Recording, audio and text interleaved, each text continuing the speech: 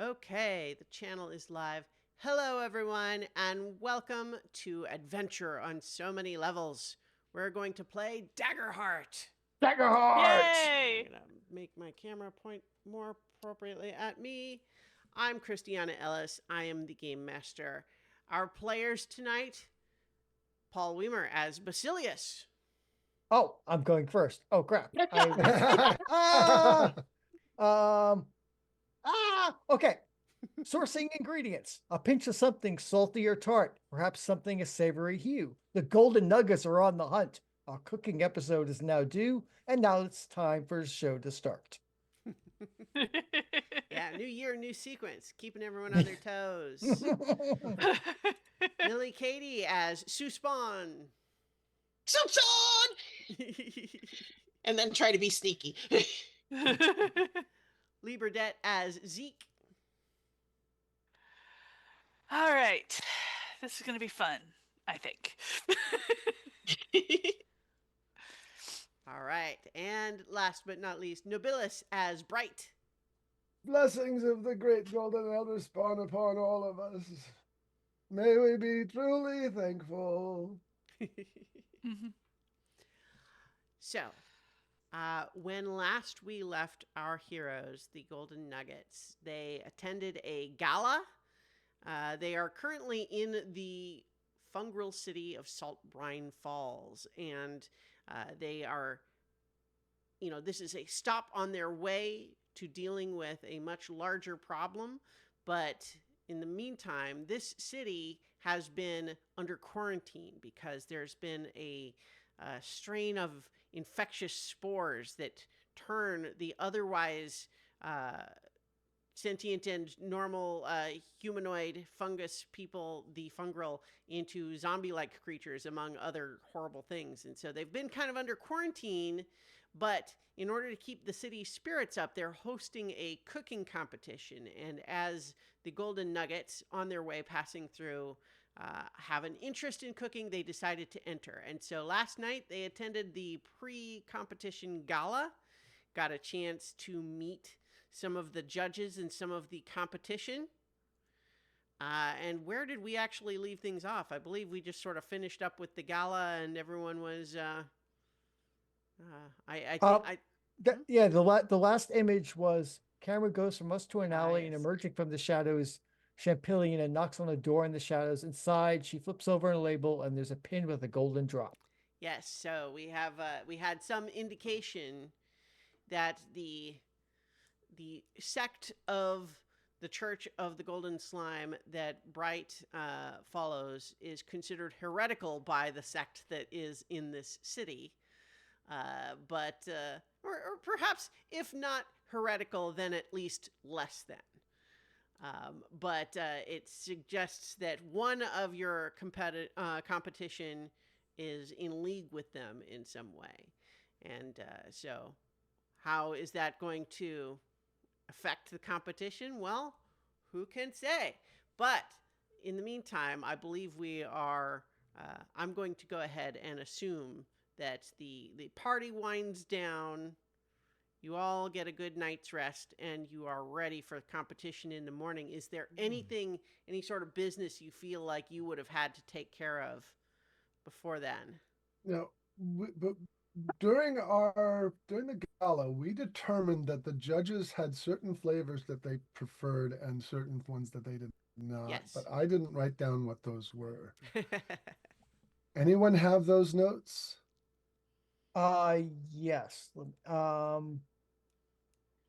While you're looking, Sue had probably went to do the go find something fancy because we're supposed to do something fancy to the gala. Hmm. Got lost in a shop and is only now like as everyone's going to bed, she arrives all dressed up and like, oh wait, I missed it, didn't I? Did I miss everything? If you like, we could Yeah. also retcon that if you were, um, uh, we have as a general practice that you just kind of fade into the background when the player is not here. So you could say that you were there if you like, but No, I'd rather be totally oblivious and go, wait, did I miss everything? mhm. I All got right. too good at sneaking that I disappeared and Mm. forgot where I was going. Mm-hmm. All right. So, what was your fancy look? What was your fancy get up once you Um, finally secured it? so it's going to be um just my normal clothes, but the frilliest, stupidest, um, flashiest Christmas time apron with flashing lights and everything. Ooh, Aha. cool. Fantastic. Aha. No idea what these people think is fancy. And we now have are joined by our fifth player, who will probably be on camera. There he is, Hey. Jason Banks as Clem Jr. Oh, And hello. I can once again get everybody back in the positions where they're supposed to be. And let's see. There we go. All right. So now we've done it. Welcome, Jason. We just finished our recap, and so the party is now has gotten a good night's sleep, and the plan is to head to where you're going to participate in the competition. Yep. Okay. So I put it in the notes for you, Nobilis. That's what we found. For the listeners, basically we found the judges like sweet, savory, and salty, and do not like bitter, sour, and weird. So it's worth noting that the way this scoring is going to work, and I think you would have all been informed of this just by and large, is that you are going to make 3 different dishes, and each one is going to get judged by all 3 judges. So you make 3 dishes, each one gets judged by all 3 judges. And so each judge has their own like and dislike. And so it's not necessarily that they all dislike bitter. It's one of them dislikes bitter. And so it may be that you have, a bitter ingredient that you don't want to just not use for anything. And it's just you have to kind of balance how that might get placed with something that gets, judged elsewhere. So it's like you have to kind of just consider all of that as opposed to just necessarily saying they all like or dislike the different things. That's fair. So it's a case where I'm actually reconsidering. I wonder if it should be each. You know what? I did have in my notes. I went back and forth on this. It is going to be each judge is judging one of your 3 meals. Mm-hmm. And so you just need to make what you're going to make and then decide which one you are giving to which judge. Right. I remember deciding that and then forgetting when I was just describing it, because otherwise it basically equates out to half of the flavor profiles that you have to make things with are just automatically bad because Yeah. Okay, so yes, you're going to have a dish that you are making for each of the 3 judges, but not all of them for all 3. So in any case, yes, the 3 judges: Professor Porcini, Autumn Chantrell, and Waxcap Roughstock. And you are competing against many other contestants, but notably Puffball Pete and Champignon. But in the meantime, though, you report to the big podium. There's everyone is given little placards, like if you're running in a marathon, to just indicate like what team you're on if you're part of a team. There are several other individuals participating, but also a couple of other teams of people, and you have been you're all kind of setting up like this is a race of sorts. But this is really just phase one, where you are going to have a given amount of time to secure all of the ingredients that you can manage. You're not allowed to use anything that you have already. You are only going to be allowed to cook with the things that you are going to We source find, yeah. during phase one of the competition here.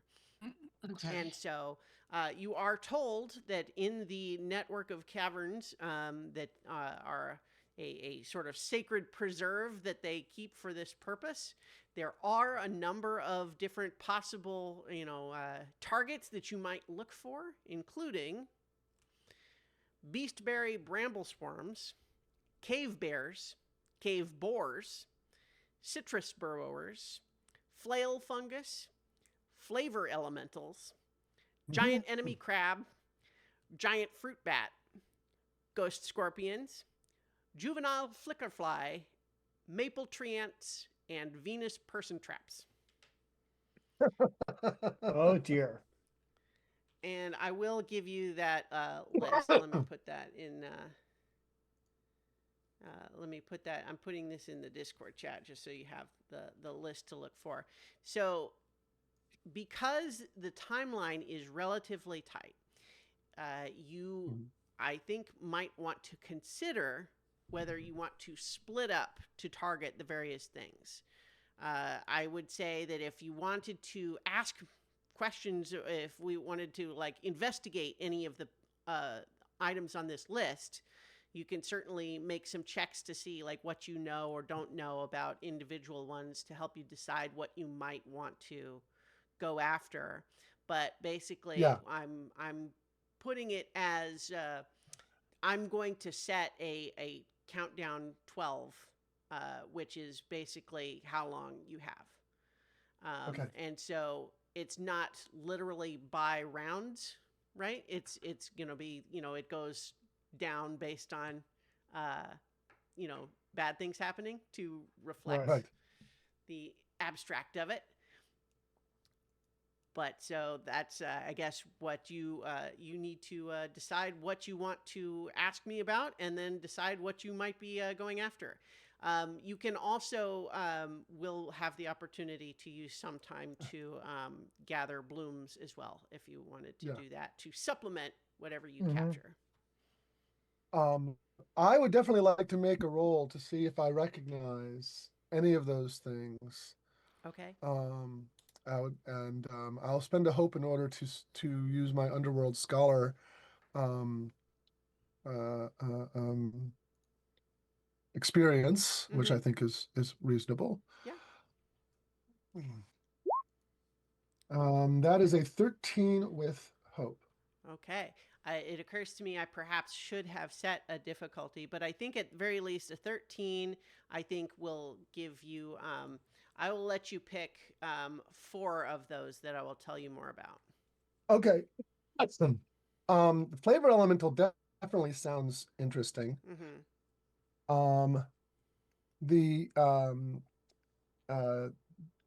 So let's go with flail fungus, flavor elemental, giant enemy crab, and giant fruit bat. Okay, just the middle 4 there, right? Yeah.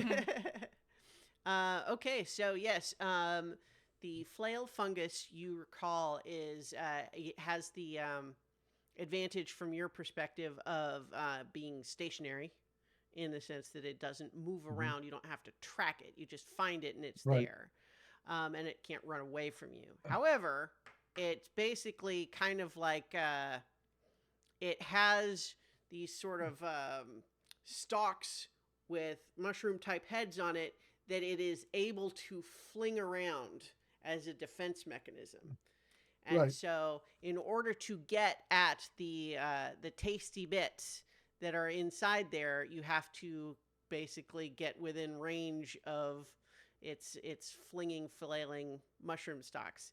And the worry, if you were to only just attack from range, is that there's a fear that the best parts of it are are fragile. So if you just fire from a distance, you risk damaging the best parts of it.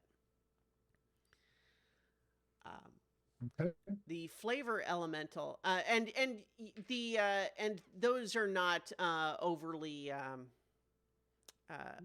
dangerous. Like certainly it's not something that would really There. be much of a meaningful threat if all 5 of you were to go together. But the fewer there are, the more it might be a little trouble, right? Mm-hmm. That's going to be the case for many of these selections here. Is that it?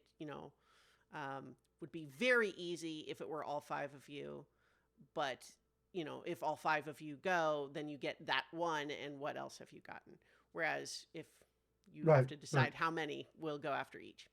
So the flavor elemental is something where it is also not necessarily an especially dangerous thing generally, but it has the capability of producing just about any kind of flavor that there is, but it shifts between them erratically, and so you have to be careful to if you kill it, it will stop shifting and it will be whatever it was when you killed it. And so if you want it to be something specific, you might have to try to time that out to try to get it to shift to the one that you want before taking it down.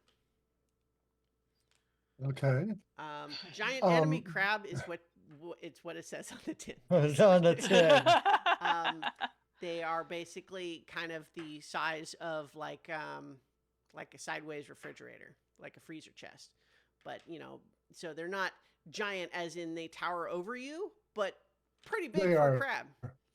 Yeah. And enemy is represented by them being very hostile and aggressive. And those are probably marginally more dangerous than the other two. Giant fruit bat is not necessarily all that dangerous, but they can tend to come in like packs. Like there's lots of them, and they fly, so they are a little bit of a challenge for that reason as well. Right. How about now? I would expect that the giant fruit bat probably would have a sweet basic flavor. Mm-hmm, mm-hmm. And I would expect the enemy crab to be either savory or salty. Yes. Yeah, you're on the right track here. And do I have any idea of what the flail fungus would be more likely to? I think the flail fungus, I think, is going to have some weird in it, but I think it also has like. I should have the list up so that I can just easily reflect on it. I think that the flail fungus is also going to have some weird and bitter, but that's the most readily available stuff on it. But the actual flail heads, the good part is like extra savory and a little bit sweet. So it's like multiple dice for savory. So how do you feel about 2 teams, 2 and 3? Mm-hmm. At least 2 teams, yeah. Three teams might be a little thin, but definitely. Remember, you do have to make 3 different meals. Okay. Well, how we can go and hunt those, and then see how that goes, and see how much time we've got left, and perhaps get blooms when we're done with those. Well, we might. I mean, I don't know if we want to wind up with the blooms as just a single meal. If we're going to split into 3 teams, then probably the most experienced person to go on a single team might be you. Well, we go 2-2-1. Okay. I mean, well, I mean, I can go by myself. I can take more hits than you guys, and we don't necessarily know if these things are going to be nice or not. I mean, they're probably not going to any be. of them are going to be nice. I was thinking, I was thinking Bright splitting off because of Bright's experience, and would be the most Mm. likely person to get something on his own versus one of the rest of us. Well, I appreciate your confidence, but I am probably one of the more fragile members of our group. That's Yeah. that's the other half of the So, problem. if our turtle friend is willing to give it a shot, I think, given his uh, proclivities, then the flail fungus might be a good choice for him. Um, and I was thinking that I would like a partner to go after the giant fruit bat swarms. Hmm. Yeah, given Bess has a breath weapon. Well, how distant does the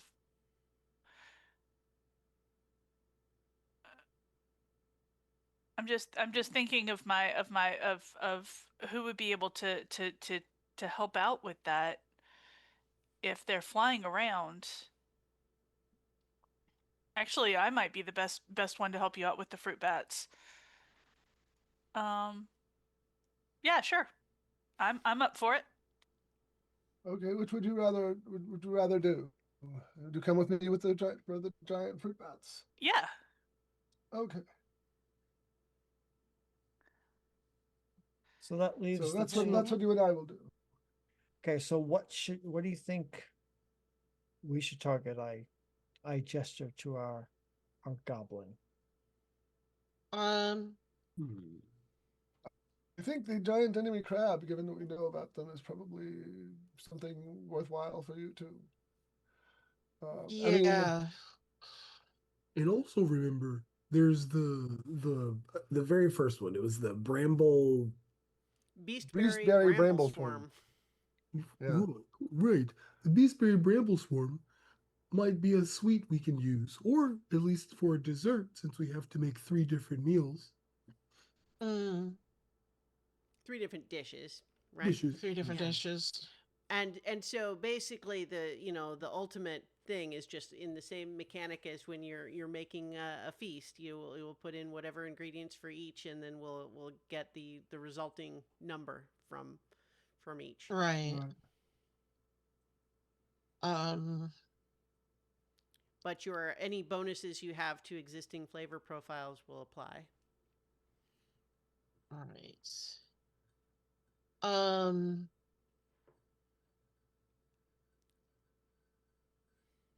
so the fruit bat's the one that usually shows up in swarms. I would think that treants are pretty slow, and there's a maple treant Mhm. that might take well to like concentrated hits and probably is by itself. Not that I have any true knowledge down here.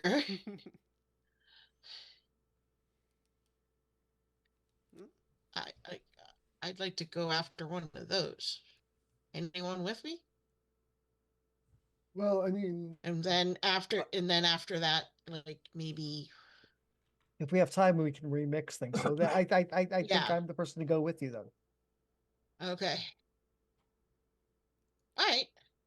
2, 2, 1, and hopefully we get at least things for at least three dishes. Mm-hmm. Great. So, just to, we've got Sue and, so I think we said, okay, remind me again how you're dividing things up. Sue's going after Treants with who? What are you Bass. doing dinner? Bass. Did you Okay. figure? No? Okay. And, was it Zeke and Bright going after the bats? Was that the Yep. idea? Yep. Okay. yep. And Yep, what about you, include Clem? the Clem flail Jr.? fungus. Flail fungus. All right. So let me. I've got some just like individual little cave areas on a map here, to that will be sort of a representative like battle area for each of you.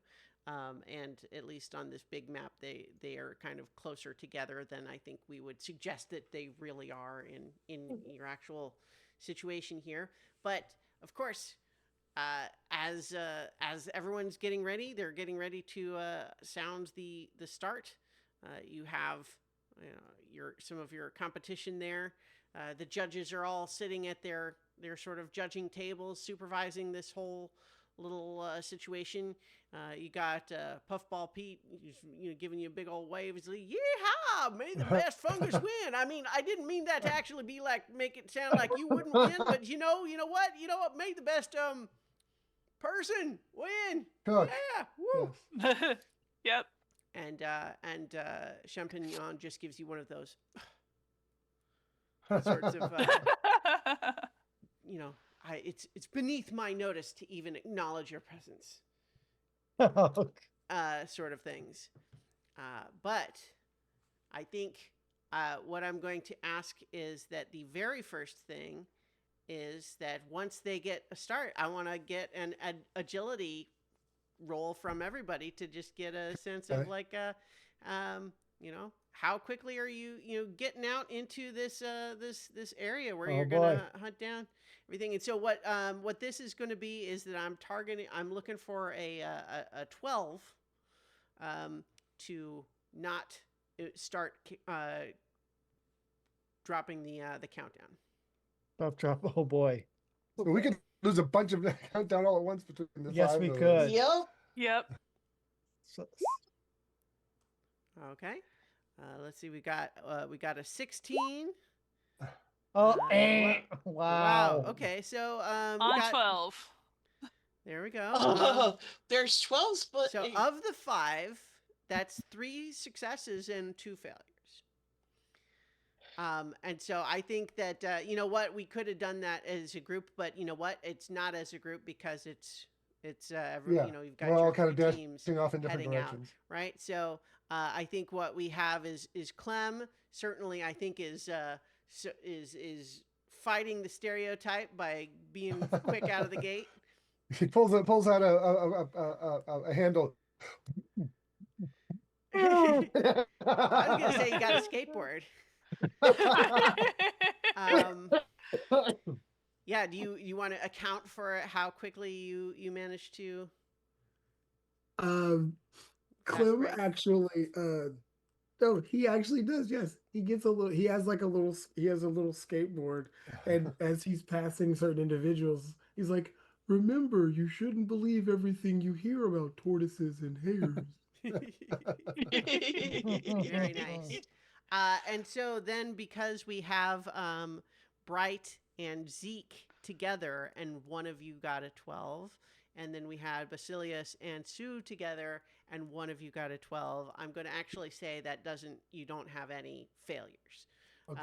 For like nothing is starting the countdown yet. So I've got the countdown is currently at 12. You know what? Let's see. I'm going to try to adjust my layout a little bit here so that I can put the countdown on the screen. No, that's not going to work. Never mind. I'll switch this to the battle map in a moment, and it'll be on there. But so I think what we're going to be doing here is rather than having each individual encounter play out in its entirety and then switch to the next, because all of these are happening simultaneously, we will be jumping around. Okay. Okay. And so in the very same way that in a normal encounter, it would be, you are all kind of choosing who has the spotlight when it's a player spotlight. We're going to do that the same way. It's just that you're having different encounters in different locations. Does that make sense? Mm-hmm. Yeah. So Yep. we're going to kind of treat it like it's one big encounter, even if it's happening in 3 different places. Right. Yeah. All right. Makes sense to me.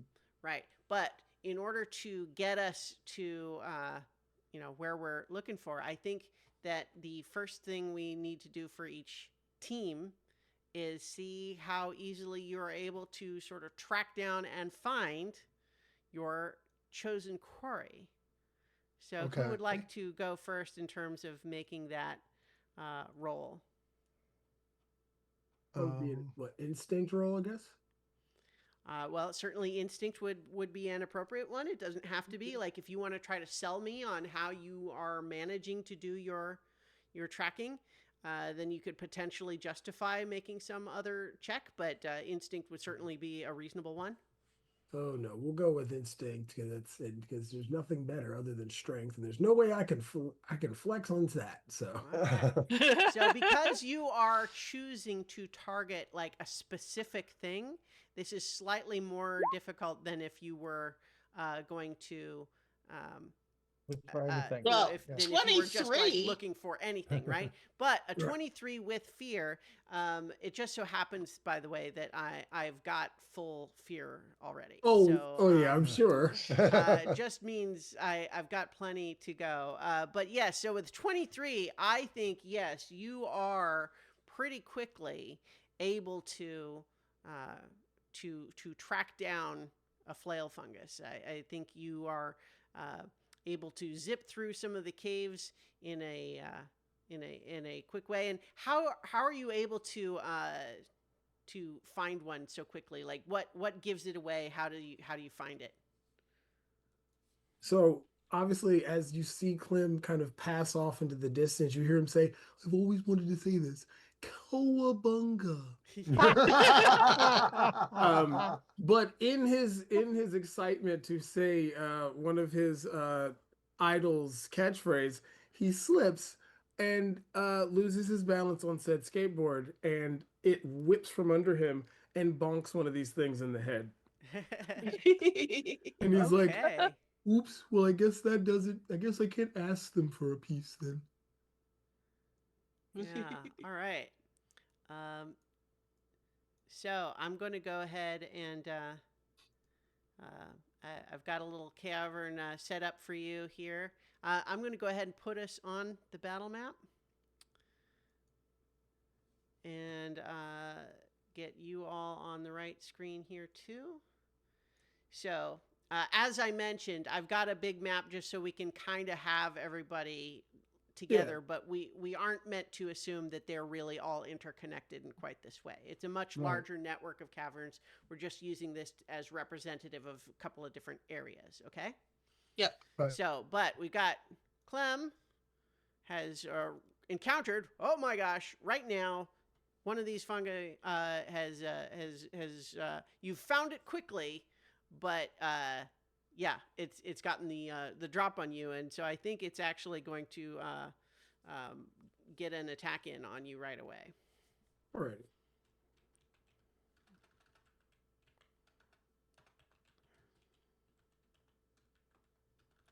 Okay, if I can type.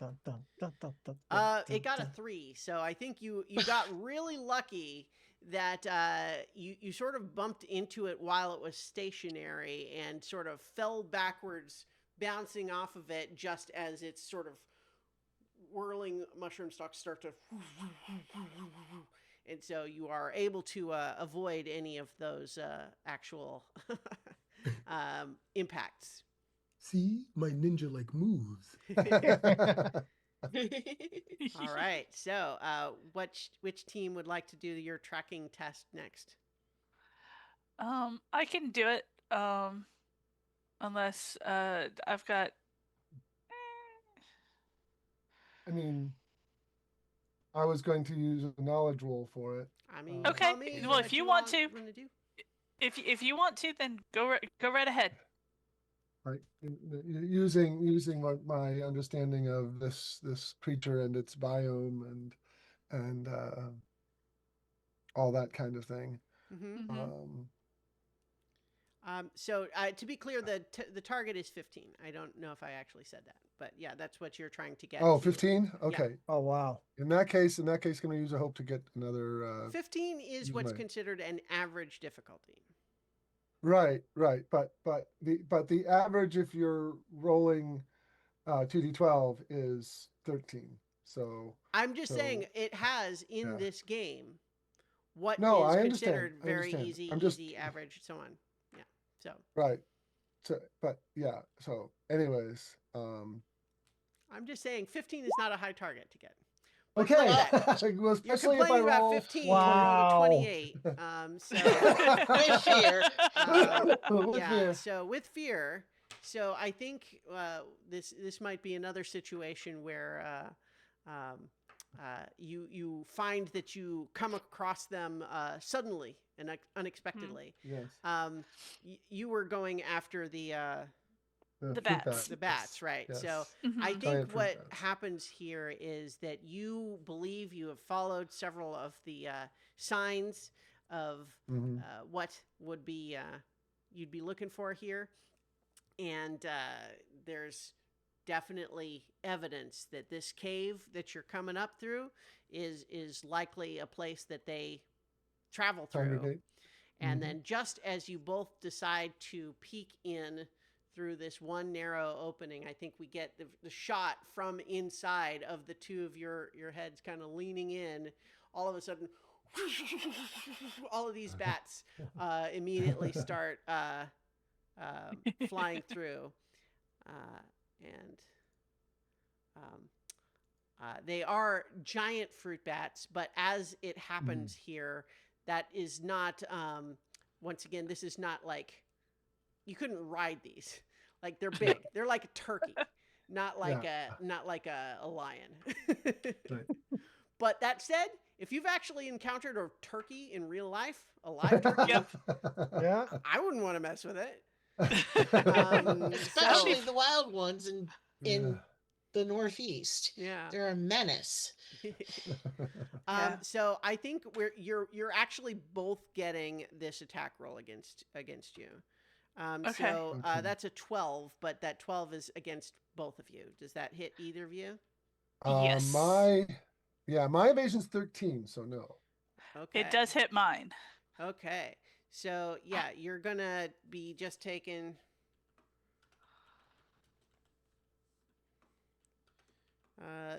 You're gonna take. Ooh, it was max damage on a low die roll, but so it's 8. That's gonna be 8 physical Okay. damage as they are they're little tiny claws. They're jumping and tangling in your fur like in a way that real bats actually don't do, is my understanding. Okay. But these giant fruit bats are basically using your head as like a jumping off point. Yeah. And so they're getting claws in your head, in your scalp. Okay. Well, my horns are rather. It looks like a perch. Is what it is. But yeah, no, I took that as an armor slot. Okay. But yeah. So okay. So my initial thought to turn into an owl Not a may good not idea. be the best. Well, I mean, you could still do that. You've just found Yeah. them, and Yeah. you see that some of them have just Alright. flown out at you. But up to you Yeah. to how you would like to handle that. I am going to mark a stress to take my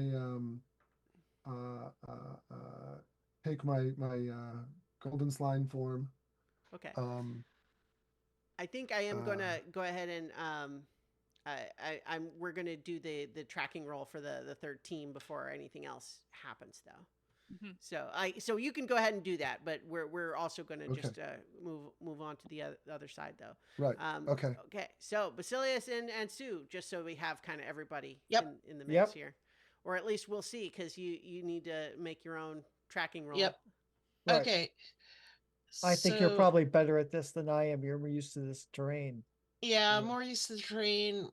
Instincts +1, but I do have a where the blazes did you go, which is like my tracking Experience. experience. So If you have the hope for it, then yeah, then let's do that. yes. So now, oops. So the hope gives me 1. So if you spend a hope to Yep. use one of your skills, then you add. Oh, okay. Then I +2 to get the the result. what the Yeah, the value of Mhm. the experience. gotcha. Yeah. Okay. Oh, Well, So that is a failure, but it is with hope. So you get your hope back at least. Okay. But I am going to see where's my little. Oh, you know what? I didn't put my fear D12 on here. Let me go ahead and add that here. But then also one of the I have a D12 for the counter. Where is it showing up? Let's see. Oh, there they are. When you add a token, it just puts it in some random spot on the map. I'm always having to wait, where is it? Okay. So I could have, you know what? By the time the countdown gets to a D10, I'll switch it to a D10 just so that they look different. But in the meantime, the D12 on the right is the amount of fear, which is currently maxed. Oh boy. And the time one has just counted down to 11 because you're still looking for your quarry there. But so as you know, that returns to player spotlight. So now we're in the mix of who's gonna try to do their next thing. Who wants the spotlight?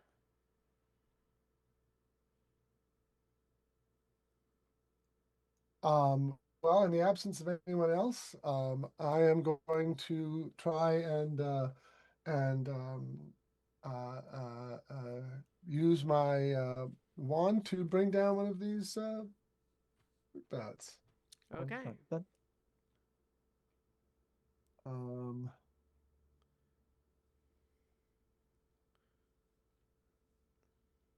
right. So you're yep. That is So an 11 with hope. An 11 with hope is not a success for these. They're sort of big, but they move around pretty fast and erratically, evading your little blast there. So you can certainly take your hope, but yeah, that's not a success here. And because it's a failure with hope, that does not count down the timer, but a failure with fear will. Okay. Okay. I'm going to sneak in and spend a stress to conjure my beetles. Okay. Well, so technically, because it was a failure, that means it's my spotlight. Right. Okay. So I will unspend that stress so that you can hit me. Yeah. So let's see. Yeah. So I think what happens next. I made too many different little kinds of creatures here, so they're all on different pages because you picked different ones, which is all fantastic and part of the plan. It just means I have to switch pages a lot. So yes, I think that in the meantime, while some of these bats are dancing around Bright's initial blast, I think that the ones that had been swarming around you, Zeke, are gonna continue to try to horns. yeah, they're scared and attack and tangled in you. That's only a 10 though in that attack. All right, so I can duck and flail my arms and go ah. Yeah. Yes, you can. You can do that. So now that makes it player spotlight again. Someone else aside from the two of us? Yep. All right. So do you want to try looking again, Sue? Yeah. So same thing. Spend the hope. Yeah. Instinct. Add the 2. Roll. 14 with fear. Yeah, unfortunately, yeah, you're just having a hard time finding. I'm having a hard time finding a tree.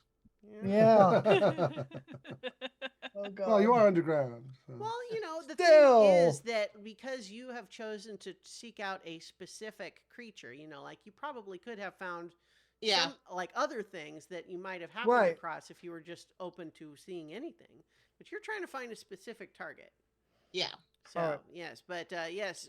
So because a search failure, it's a failure with fear that does bring down your your Yep. timer once again. Sue, I think next time You do it. I do it, but I think we're just going to try to find anything Okay. because we're cutting down the timer and everybody else, and we're getting spooked. We're letting down the team. So Yeah. All right. So we don't necessarily have to switch parties with every single like interaction, but we can kind of just pace out what feels right. Okay. Well, if it's still our spotlight, then Clem is going to smack this flailing fungus Yeah? with his hammer, and we're going to see who can flail the hardest. Go for it. Where are you? Here we go.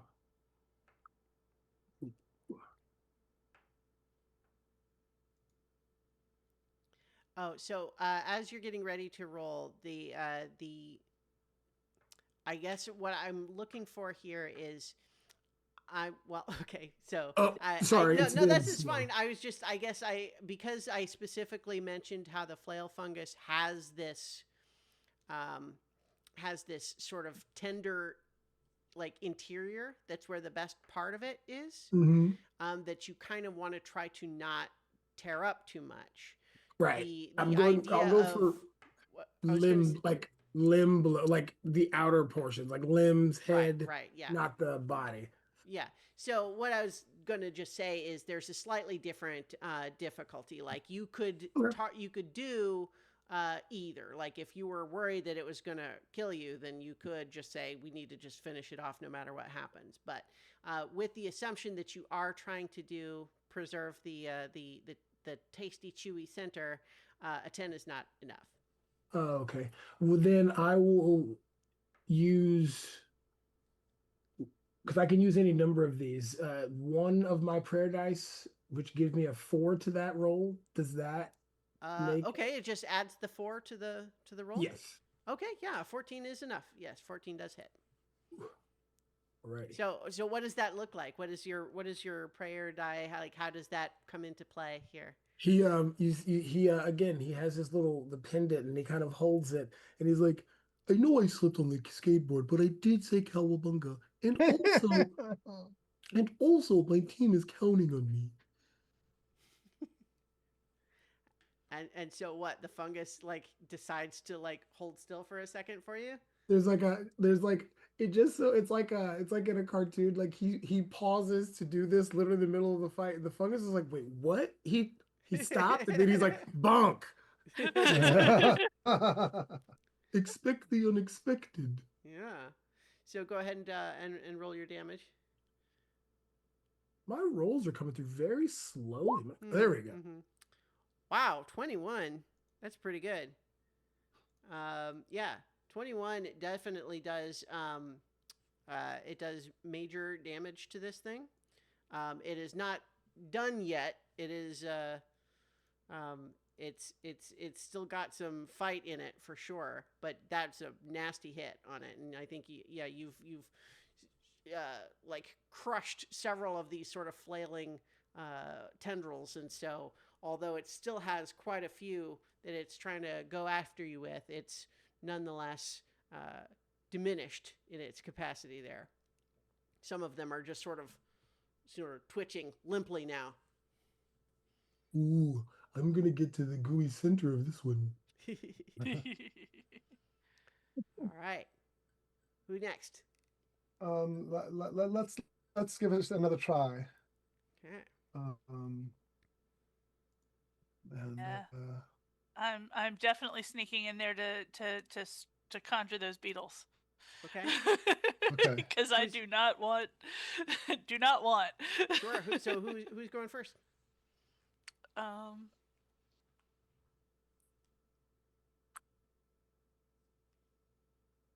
I mean, Bright did one already, so you could. Yeah, Bright did one already. I think I'm just going to. I mean, they're turkey sized, so they're not small. Yeah, Gobble, they're gobble. I'm just going to fluttering try around.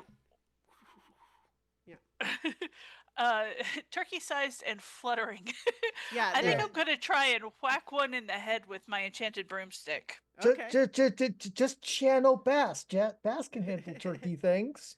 Yeah, I would Just say channel your it's friend. they're fluttering. The fluttering is very loud, and the their little chittering sonar sounds is like it's not quite audible, but it really just sort of creates kind of a chaotic energy in the cavern here. Mhm. But Yeah. so you're just going to try to whack at them with your broomstick. Yeah.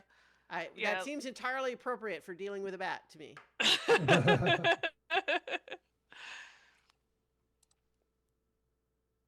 Okay. All right. That That's is a 16. Yes, a 16 is a success. It is a success with fear, and so yes, I will.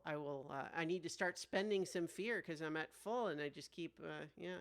So go ahead and roll your damage. That's 15. 15. Yeah, I think that. So as I mentioned, this is kind of a swarm or a horde, as is the terminology of Daggerheart. And so you are going to get. Wow, yeah. So you've done 3 damage to it. That's major damage. You are partially diminishing the swarm. Basically, I'm going to say what you got is you swat one of these suckers out of the air, Out of the air. Okay. and it just like donks against the wall and lays there twitching. You know what? I didn't put the little bat tokens on the map. Let me do that.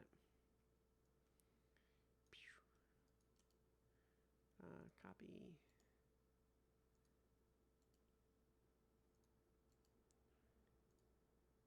Okay, so I'm using 4 to sort of represent the swarm here. But one of them is down. Okay. All right. However, now that you've done with fear, I think I'm going to. Yeah, I think they're.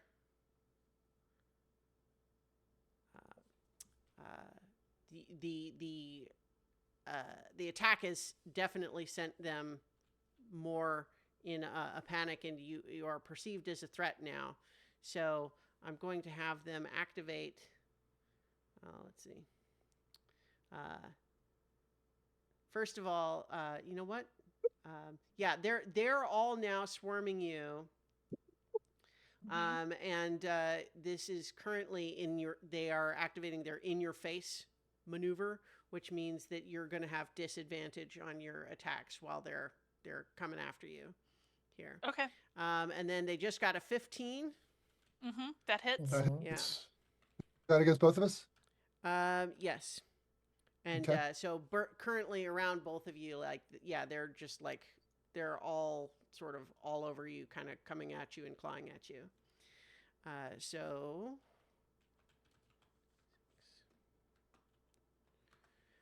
that's going to be 5 physical damage each. So not like terribly harmful per se, but certainly they're also it's very disconcerting. They're, you can't really see very well. They're kind of all over the place and moving around. Okay, I will spend 2 favor to instead of marking an armor slot. So. Okay. Yeah. And I'm going to use my last hope to recharge my beetles. All right. And So, okay, unless we're moving on to somebody else. yes. And I think let's give Sue and Basilius another opportunity to try to find their quarry here. So you've decided Hopefully that you you're have better open now luck. to finding anything? Yes. Like anything that looks like it might be on the list, we know. Right. Yes. Yeah. So if you're just open to finding any of the things that was on that longer list, Right. it's only a 10 that you're looking for. All right, Okay. I'm gonna try it.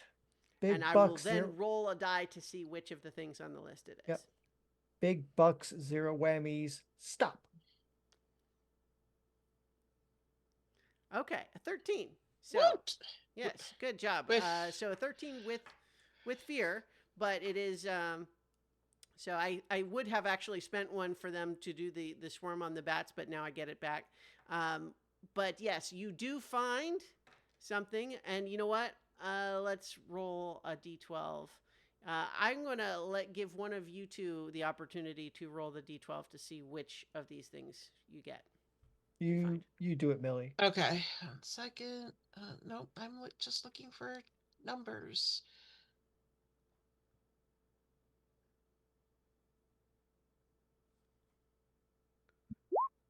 Okay, a two.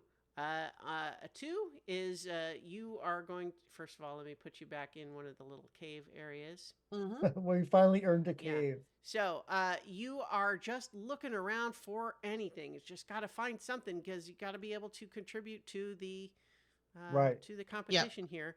And then I think as you come around a corner, you hear a and you look and you have just stepped right into the path of a big old cave bear. Oh boy. Okay. Yeah. Okie dokie. Won't this be Big Oh, old fun? cave hopefully bear token. that'll give us savory. Yeah. If we live. No. All right. Well, Yeah, maybe. that is Yep. always a consideration. And yes, this cave bear is absolutely, you know, Not impressed with us. well, No. it's yeah, it's you know, it's you've it's already been agitated by all of these people running around. Yep. So, oh dear AVG, please stop. Okay, thank you. I don't have all of these ready to immediately roll. So, okay. Okay, so yeah, I think though that you just are immediately getting uh uh Whapped. yeah, I think you discovered the cave bear, Sue, so you're getting this first attack, but it's only a 5. Yeah, So not I believe at that does all. not hit you, yeah. Not even me. All right. And I have the So worst armor class of the all party. 3 engagements are now in Engagements. play. Yeah.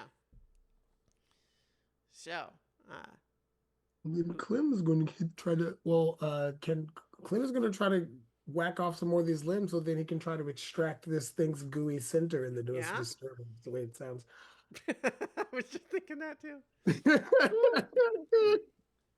Yeah. Are you looking So- at this, trying to get the center of the Tootsie Roll Pop? Yes, but while Yep. it's alive. All right. So let's you're just continuing to go after it with your hammer. Indeed. As soon as the roll goes through, there we go. There you go. Yeah, an 11 is not enough. That's a Are we still looking for a 14 or higher, I guess? yeah, 14 is what you wanted for the to avoid like to do damage without damaging the center. So the Right. assumption is that you are deciding to not risk hitting the gooey center, Right. but in avoiding that and trying to go for a more difficult hit, you are not successful. And so in addition to you not making progress on this thing, we're going to tick down our timer. Oh countdown no. timer. Yep. No. And it is going to attempt to hit you back here. Alrighty. It gets an 11. That will hit. It does hit you. Okay. Okay, and it's going to do 12 physical damage as you go for a careful blow, and just of all these sort of whirling, flailing tentacles, they just sort of, your swing goes right through, and then while you're off balance, they're just whacking you on the head. Right. So I'll take one of those to the armor. Mm-hmm. Since that's only minor damage to me, so 12 is minor damage for you? yeah, 15 or less. Gotcha. All right, so I'm also going to spend a fear to have the bats do another attack against Bright and Zeke here. I'm actually spending 2 because I am simultaneously choosing another spotlight and doing their multi-attack thing again. So that's going to be critical fail. So yeah, the bats are so panicked at this point They're bumping into each other and into the walls more than against you. They're still creating so much chaos that your attacks are at disadvantage, but they're not accomplishing very much in terms of either killing you or even probably in scaring you off. Right. And you know what? Let's go ahead and do one more, and give another, and give Basilius also a bear attack.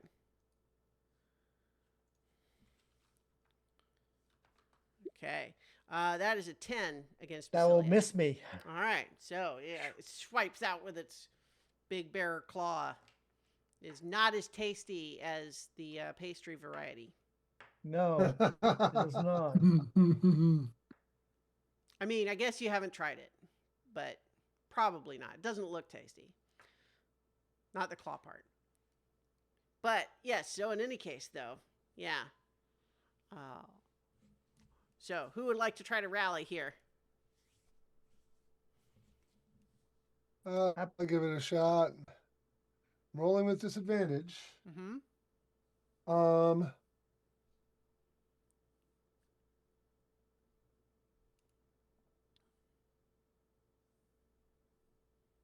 And that's just a 5 Yeah, with fear. and that's a 5 with fear, too. So I'm going to count down the timer.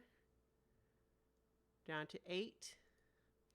And so worth noting for the bats, because it's a swarm, you can choose, you don't have to necessarily fight all of them, right? Like you could choose to run away with the one and With the not one we've instead got? of fighting all of them if you felt like that was the appropriate thing. So just saying, like the others, you kind of have to kill the one thing or else you get it. You don't get it. But like each one is going to only be like one ingredient, right? So Right. Right. Let's keep going for a little while on Sure, this. See what Yeah. happens. Yeah, I agree. all right. So, yeah, I think that yeah, the bats are going to give it another shot. That time they do a little better. That's a 14. Yeah. Ow. Yeah, that. Oh, yeah, that beats my evasion. Okay.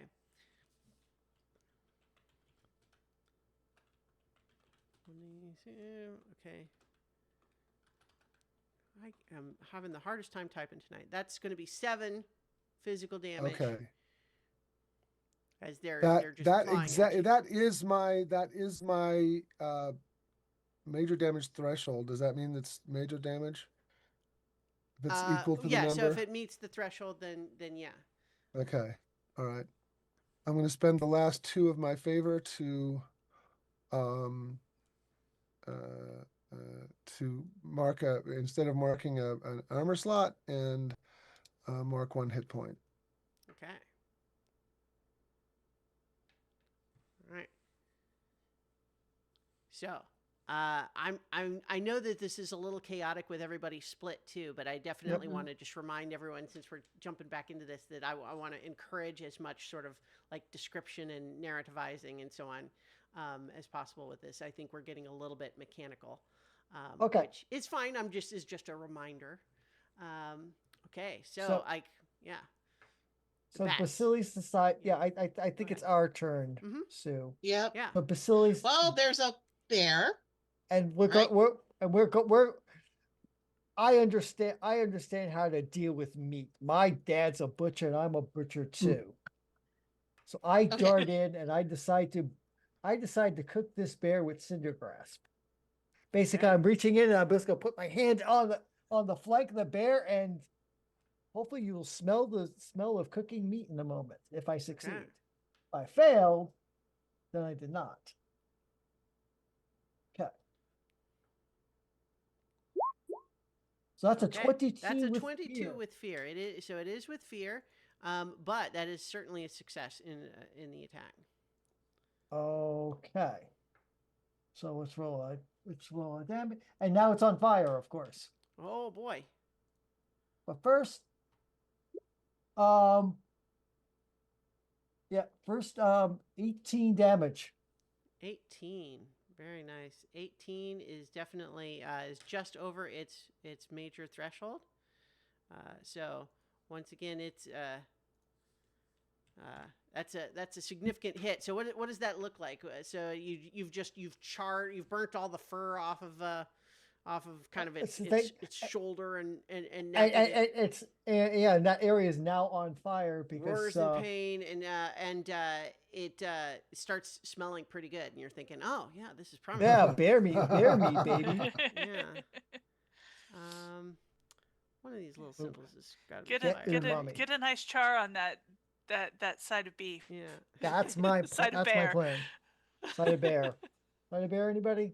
All right. I'm gonna. So All right. That little dot doesn't show anything. That's Your tiny, too turn, small. Sue. well, Okay. does yeah. Well, that was with fear, so it's actually my spotlight. Oh, that's right. You yeah. spotlight. Dang it. So Oh, I think that it is angry enough at that it's going to mark a stress to make an attack against a target within melee range, which Yeah. I assume you are because you just did your own attack. because yep. It's And gonna so hurt. it is attacking. That's an 11. That just hits me. Just hits. Oh boy. So yeah. So it's doing 3d4 plus.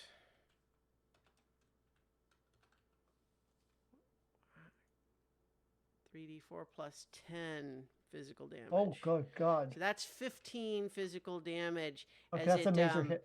Yeah, as it's a it major hit. manages to get you in the chest with its claws, but not in a way that you sort of at first expect like you're going to be knocked back, but instead what it does is sort of claw you down to the ground and steps on you. So you, in addition to taking that damage, you are restrained. Okay, I am restrained, but okay, so it didn't do anything to keep itself from being on fire, so it's going to take 2d6 magic damage Oh, because okay. it's on fire by the end of their action. So All right, yeah. So go ahead and roll that.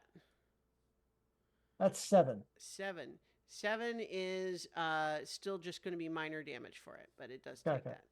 that. But yeah, so this bear, listeners and watchers, is on fire and pinned Yeah. your friend Basilius to the ground. The firelight is, Alright. glinting off the cave walls and crackling and yeah. Okay. Well, I'm going. Well, since both of us were within melee range, he's going to be in sneak attack. So do I do that? Do I do that? I think I'm actually going to spend a hope. To do Rain of Blades. It's on Cool. fire. Now we cut it. Yeah.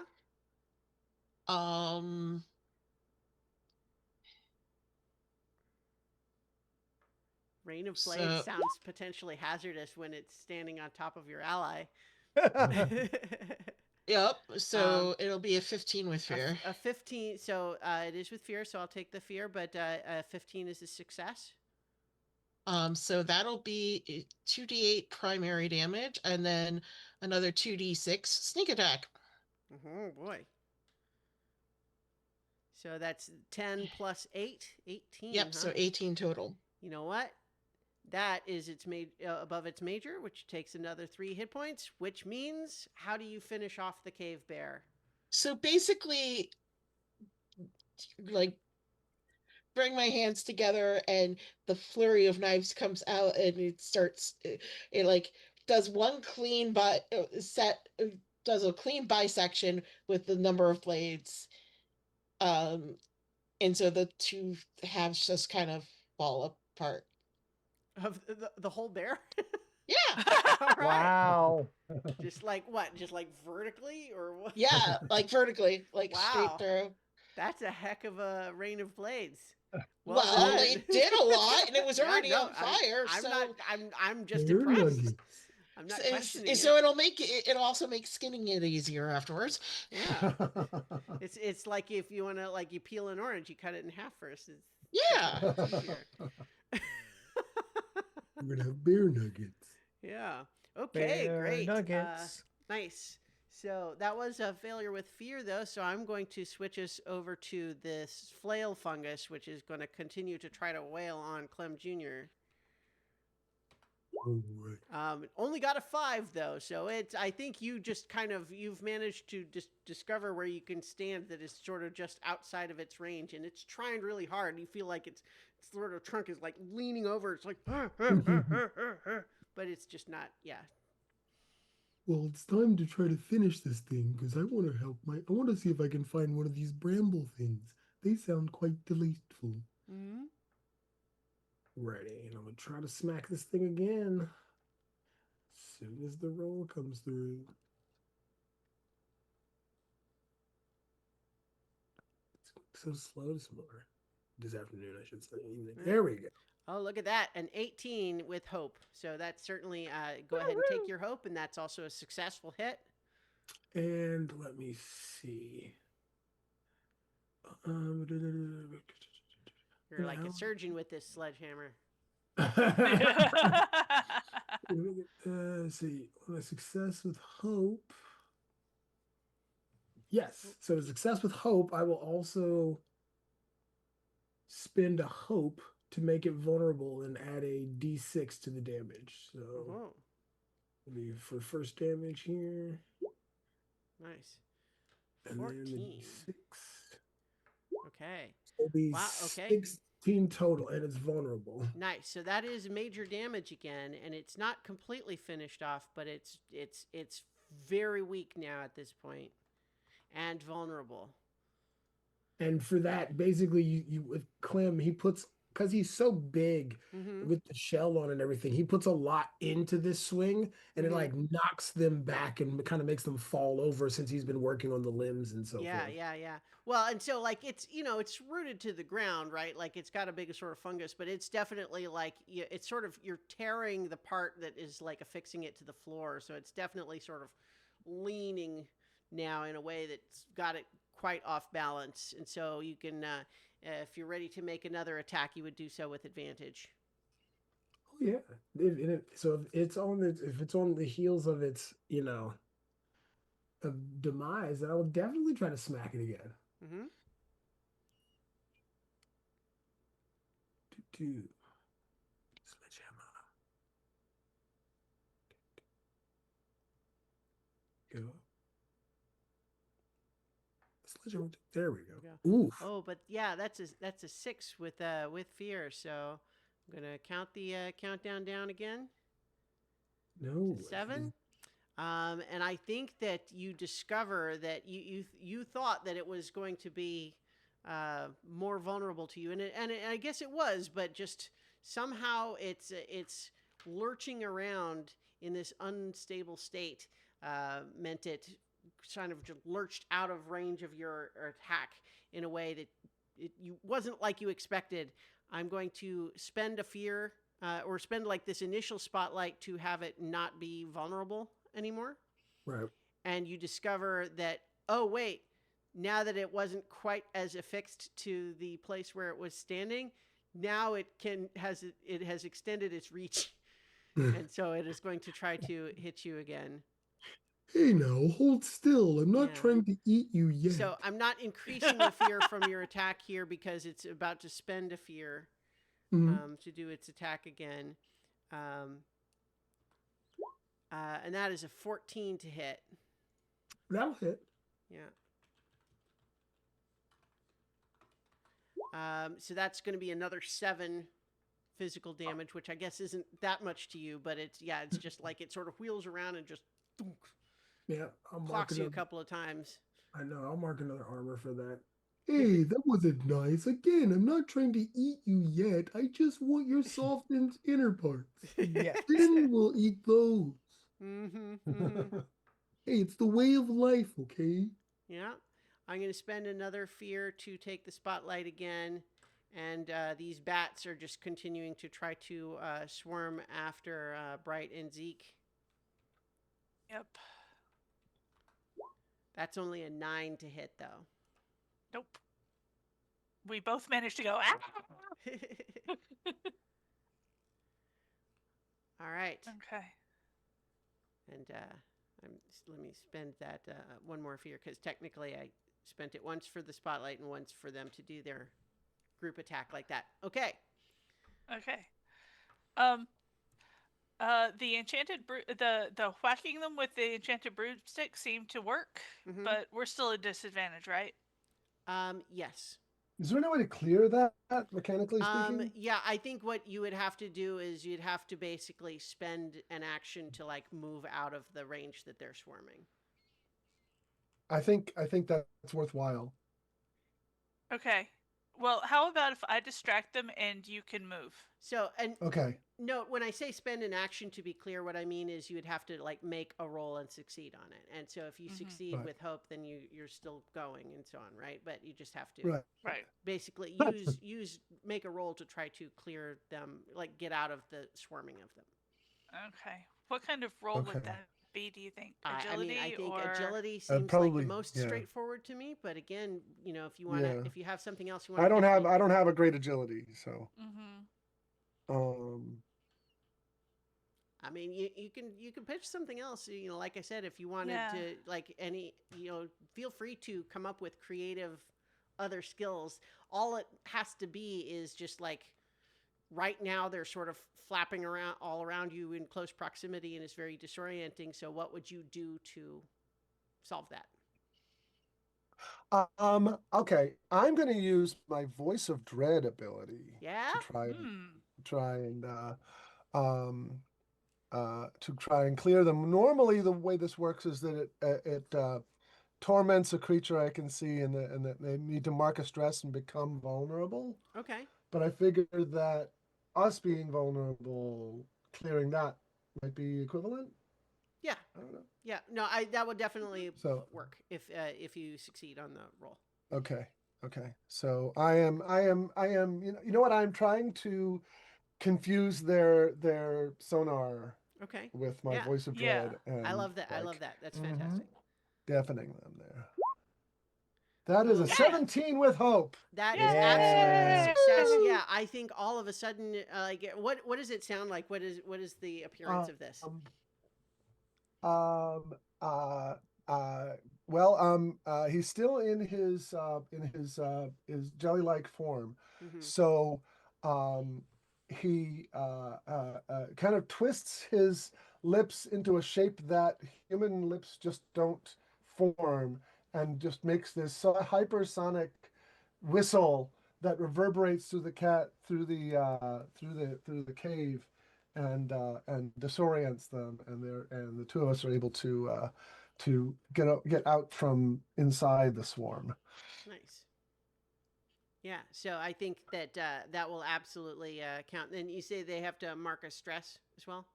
The Marcus stress and become vulnerable, which is what normally, but Yeah, so I'm basically removing going our to own say they are vulnerability. marking a stress, but the vulnerable, I'm just like, you know, instead of them becoming vulnerable, now you are not vulnerable. We're no longer room. Yeah. Right. But yes, I Got it. think, yeah, Okay. that sound, you definitely see them all of a sudden getting like very sort of clumsy and they're kind of like, you know, a couple of them like drop to the floor. A couple of them are like grabbing onto the walls because they're not feeling as steady flying around right now. Yeah. Okay. So, yeah, I will wave my wand around and try and smack them with my sparkles. Yeah. Yep. And that's Yay. a Sparkle smack. 21 with hope. That is Nice. certainly a success. Um,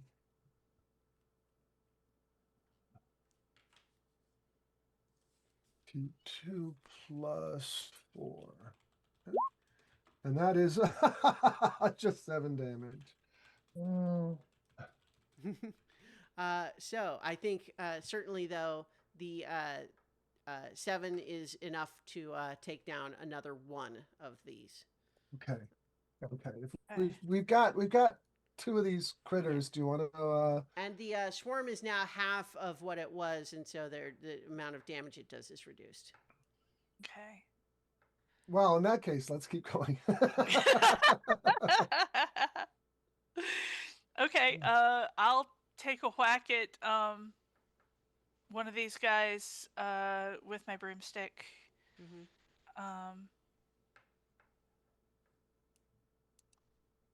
Now that we're not at disadvantage. Mm-hmm. Right. Oh no, fear Ooh. Yeah, again. it is a failure with fear again. Yeah. Our countdown goes down to 6. Oh boy. And I think for just as a mechanic note, I think what we will establish is that to take the action of harvesting ingredients from what you have slain is an automatic, it takes time to do that. Right. But I will certainly allow that to be like, you know, we only do it once. All three of you are doing it simultaneously, right? In the fiction. Right. Mhm. Okay. Okay. So Okay. I would say, Okay. so there's that. And then I would also say that in the same way, as a party, you can choose to take one tick of the countdown timer to do looking for blooms. And so it will definitely tick down, but you will also get the blooms. Blooms. Right. Okay. But in the meantime, though, you still got some of these guys coming after you. And obviously Clem's still got a little bit of fight left in this fungus.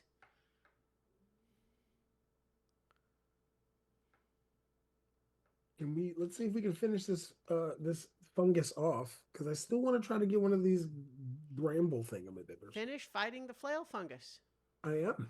fella. Yeah. Let's try this one more time. Let's see if we can stop this thing and be done with it. Yeah. And there we Look go. at that. 19 with fear. 19 with fear, but 19 is certainly a success. Go ahead and give it a shot here. 15. 15. Yeah. You definitely tell me how you finish its capacity to defend itself in any way, rendering it vulnerable to your harvest.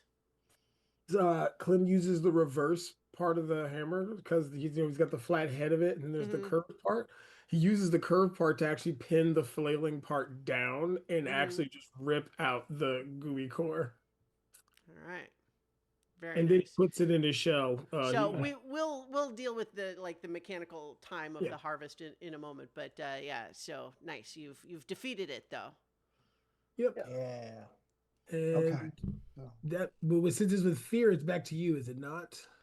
Yes, it is. And so the bats are going to do their attack that is not the group swarm. It's just a single attack on Zeke.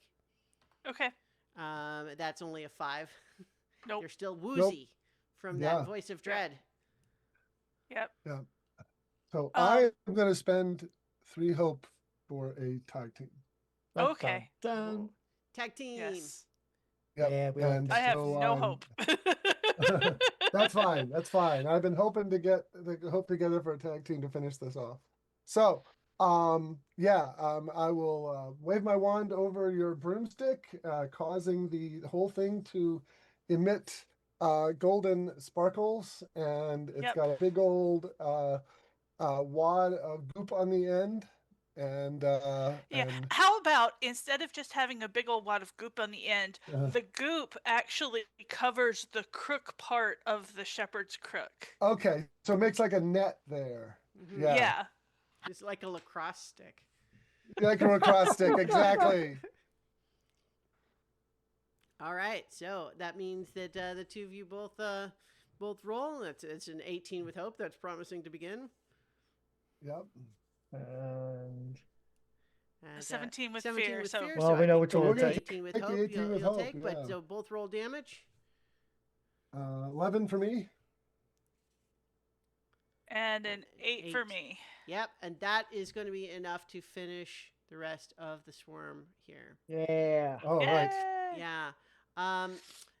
However, I've still got a bunch of fear, so I think that so we're gonna do rolls. You know what? No, let's do this first.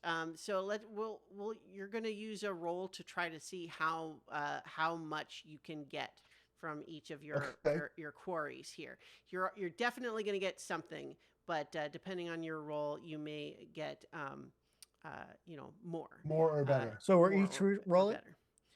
So I think the sort of most straightforward roll would probably be I don't know, think for finesse probably.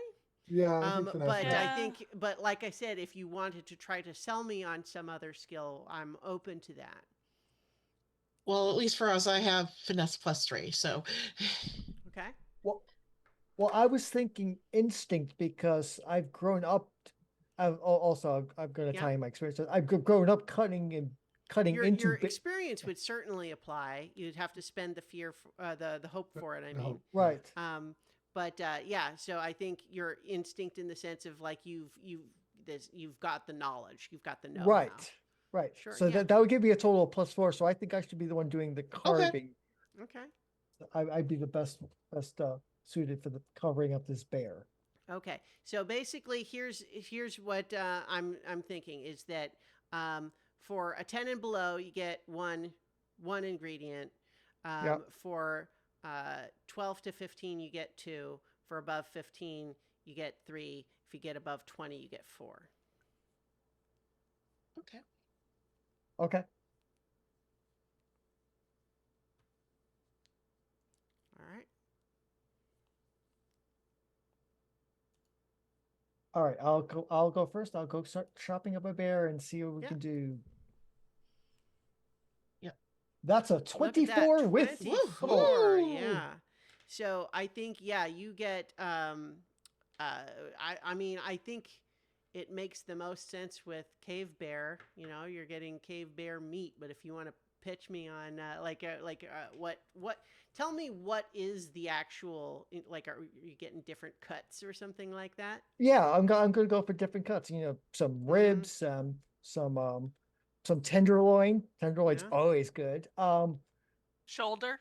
Shoulder. Yep. Okay. I'm not going to go Hey, over fancy and go for organ meats. That might be too risky. I'm gonna go with tried and true here. Okay. Tenderloin, shoulder, and ribs. All right, great. So I think that that sounds to me like I'll say you get 3 savory and one of I don't know, either salty or I don't know. Would there be anything sweet? Um, Fat. oh yeah. Yeah. So you could get Yeah, and one. I'll Bear go for grease. I'll go for savory and salty. What's that? Okay. Bear grease. Yeah. So 3 savory, 1 salty. Yeah. All right. Nice work. That's how you do it. Okay. How about Clem? Oh, I think you're muted. Sorry. Clem is going to take a second to study the remainder of this fungus, and Mhm. I'll spend a hope to use my experience of I've read my father's notes on how to disassemble and reassemble things, including animals and bits and things. All right. Yep. Yep. If you I spend the mean, fear for it, it's a very disturbing family or spend the hobby. hope. I don't know why I If keep you saying spend the fear. Yeah. because I'm you've got a spending boatload fear. of it. But it's if it's a it sounds like a disturbing family tradition, but when you're a family of cooks and mechanics, you tend to take a lot of things apart. Mhm. Mhm. So it'll be knowledge plus his experience. All right. Here we go. See how this works. Slow roll.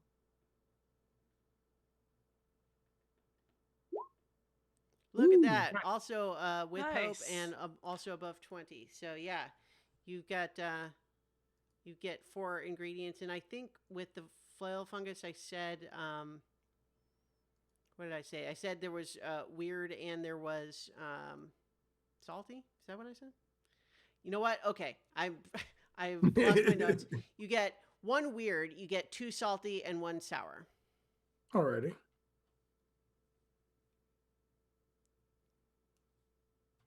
And 1 weird. Yeah. So 1 sour, 2 salty, 1 weird. Okay. Nice. Salty. One salty, one sour, 2 weird. Yep. Okay. No, 1 sour, 2 salty, 1 weird. Yep. All right. And Bats. bat time. It's bat time. That time. It's Yeah. bat time. That time. Mm-hmm. Who's All gonna right. cut up the bats? What's your finesse over there? I've got a +1, and I Same have here. no hope. Yeah, same. I used mine up. So, um, so yeah, I'll go ahead and try and butcher Yeah. these bats and see what Yeah. we get. Look at that. 23 with fear. With Woohoo! fear, but 23. So yeah, I think you definitely. I think because there's 4 of them and you got 4, you could get 4 sweet if you want. I'll give you the choice of you can get both sweet and savory from these, and you can choose how many of each you want. Let's do 2 sweet, 2 savory. All right. Yeah. Okay. 2 sweet, 2 savory. But we did establish you got a fear there. Mhm. And I think as you are finishing, so what does it look like, the two of you? Like you're doing this carving up, right? Like, do you have a knife? Are you still in your slime? As a form? matter of fact, my secondary weapon that I have not used at all in this campaign so far is a paring knife. So I do have a knife. All right. It's not particularly large, but these things aren't particularly large either. So I'm slicing away at them and wrapping up the meat in membrane from their wings to kind of keep it in packages. Yeah. And it's bloody work, but Yeah. and I was thinking that these fruit bats weren't actually like named that because they eat fruit, but rather because they're fruit shaped. So there's like an apple bat and an orange bat and a banana bat. You know, that Yeah. could be fun. We could have done that. That's maybe I think we may find more exotic types of creatures as you continue Deeper on. down. However, as you're busy with that, suddenly I think you look up and you see that there are. I'm trying to pick the right tokens here. There are 3 fungrel with rather severe-looking expressions have emerged into this cave, and you notice that they seem to be wearing garb, which indicates that they are members of the Right. Saltbrine Falls Order of the Golden Slime Mold. Yes. And so are you still in your sort of slime form? It lasts until the end of the scene, and I think that scene is Okay. over. So Yeah, I think the scene is over. So, they, you notice them. They approached while you were doing that, and so I think they're not ambushing you, but they do sort of like Right. walk out of the darkness, and then they just say, "You are the one they call Bright, who claims adherence to the tenets of the golden slime and yet denies its slime mold nature." All I know is what I've been taught. This is a different world that I've encountered. We'll be on our way. I think we should go. I'm gonna try and edge my friend out and They are and try and definitely make an standing escape. in such a way as to try to block you from leaving. They say, "We demand that you submit yourself to a ritual by which we may determine whether your faith is genuine or heretical." From what I've seen, we have certain differences. Let's not uh, bicker over minor details of faith. Do you refuse the ritual then?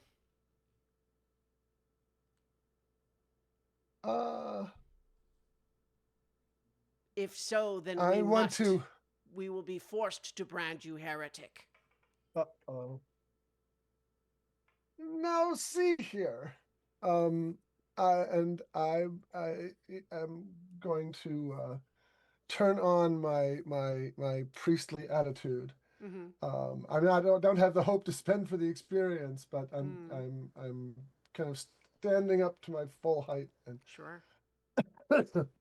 like I don't need to prove anything to anyone.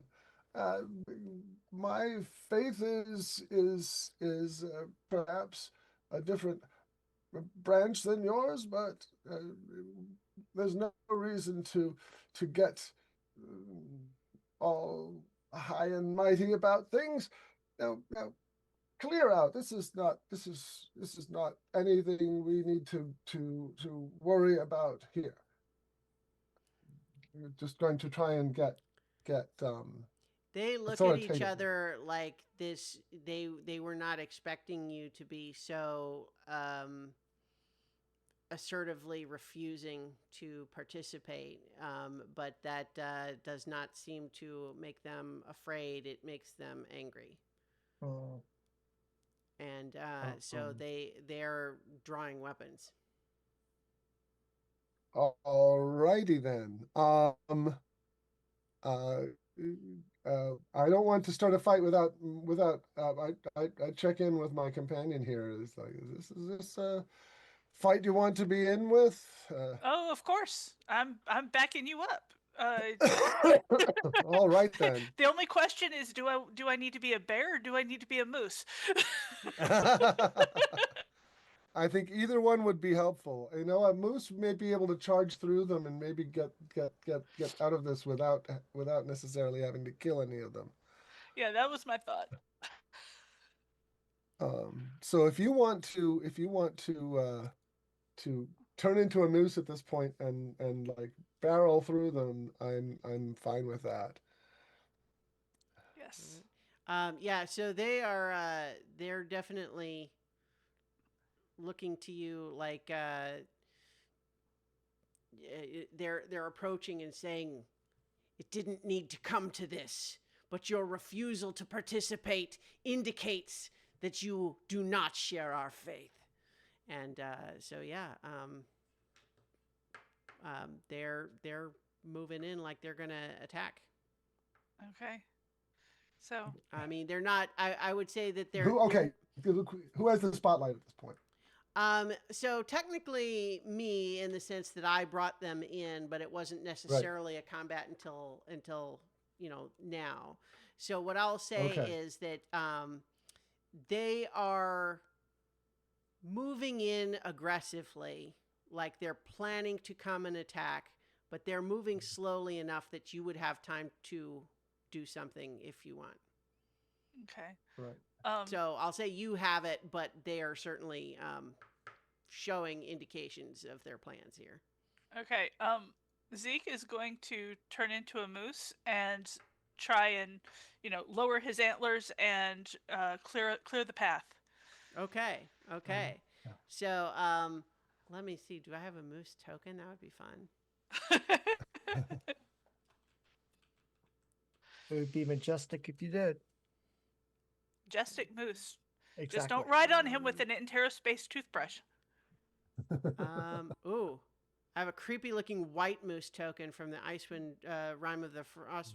Oh, yeah. Oh, Sure. nice. It's a creepy looking mean one. Nice callback. Yeah. Yeah. So temporarily move your Zeke token, but now you're Moose Yes. Zeke.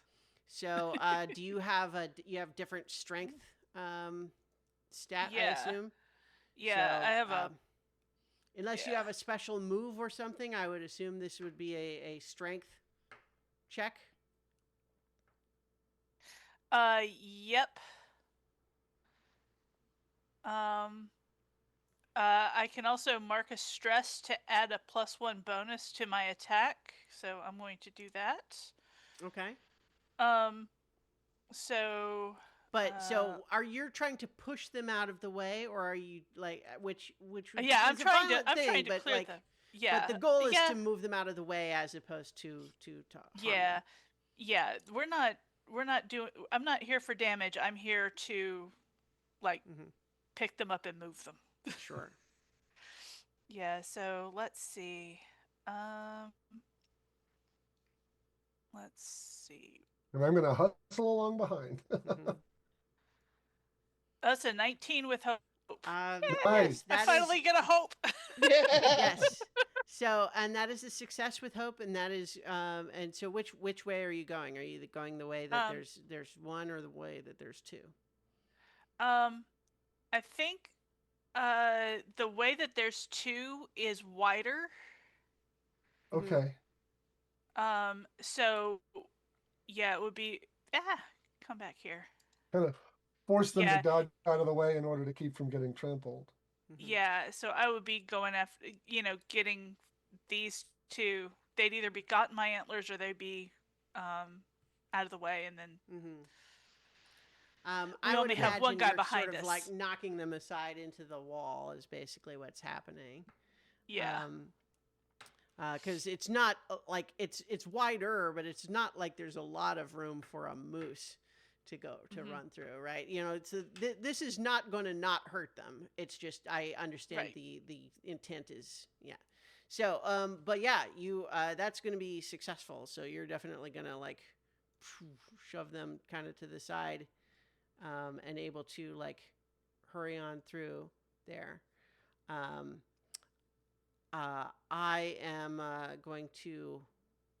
Well, so I guess you still have the spotlight. You got a success with hope there. Yep. One quick note though. I am dropping the ticker down to 5 just for the as discussed from the harvesting of the ingredients. Uh-huh. So that's where it is now. And then I think that we will in a moment see if the what the rest of the group would be wanting to do, because I think that there was some talk of maybe hunting other ingredients, or if you wanted to check in with each other Yeah. or something, we could Mhm. discuss that too. Question. Question. Can we do a quick retcon and say that Bright got on Zeke Moose's back? Yeah. Okay. You know what? Sure. That makes Yeah. sense. Sure. Glued in place with a little bit of goop. Yep. Yeah, okay. Yeah, I'll buy that, sure. So that is fine. What I am going to do though is I'm going to spend a fear to take the spotlight. And the one that has not just been knocked into the wall by a moose, Mhm. begins to chant in a variation of a prayer that you know, Bright, which is for conjuring, summoning an aspect of the golden slime. But there's differences. The way he's describing it, he's using it like an archaic version of the prayer, and it's different. And it talks about like purification and scouring of disbelief. And as he is conjuring that, you see a glow starting to appear on the ground ahead of you. And sort of bubbling up from the rocks is an ooze. And although there are aspects of this ooze that look like there's like it looks like a tainted golden slime. It is much more red in color, but the red almost looks like an infection or something that's like impurifying the golden slime. And but this ooze, it's corrupted golden slime of some kind. You've not seen it Right. like this before, so you know that it shouldn't look like it does. You don't know why it does, but it has emerged from the rocks in your path. So it's player spotlight again, but I'm going to actually just zip to our other groups real quick and just ask what you would be doing after you finished your initial hunt. Would you have been trying to reconvene with everybody else, or would you have been moving right on to another target? What do you think, Sue? Um. Hmm.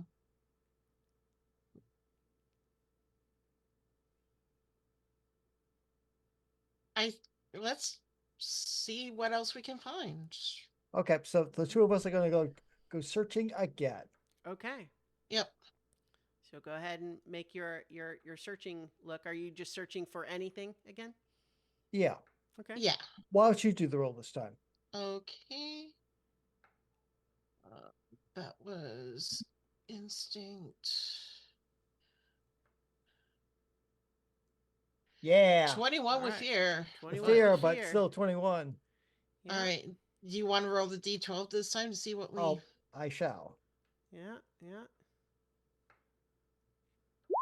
And we get a 10. A 10. Okay. Yeah, so I think you are heading uh through the caverns, and pretty soon what you here, let me um there we go. Um you begin to hear a rapid beating of quick wings, but large, and then you see emerging from one of those caverns and then perching up on the cave wall to sup on some tasty lichen, is what looks like a dragonfly the size of a pony, and Okay. it is got some nasty looking mouth on it. Like, it seems like it's eating lichen right now, but it looks like it could eat more than that. And it is a juvenile flickerfly. Juvenile flicker fly. Okay. Yeah.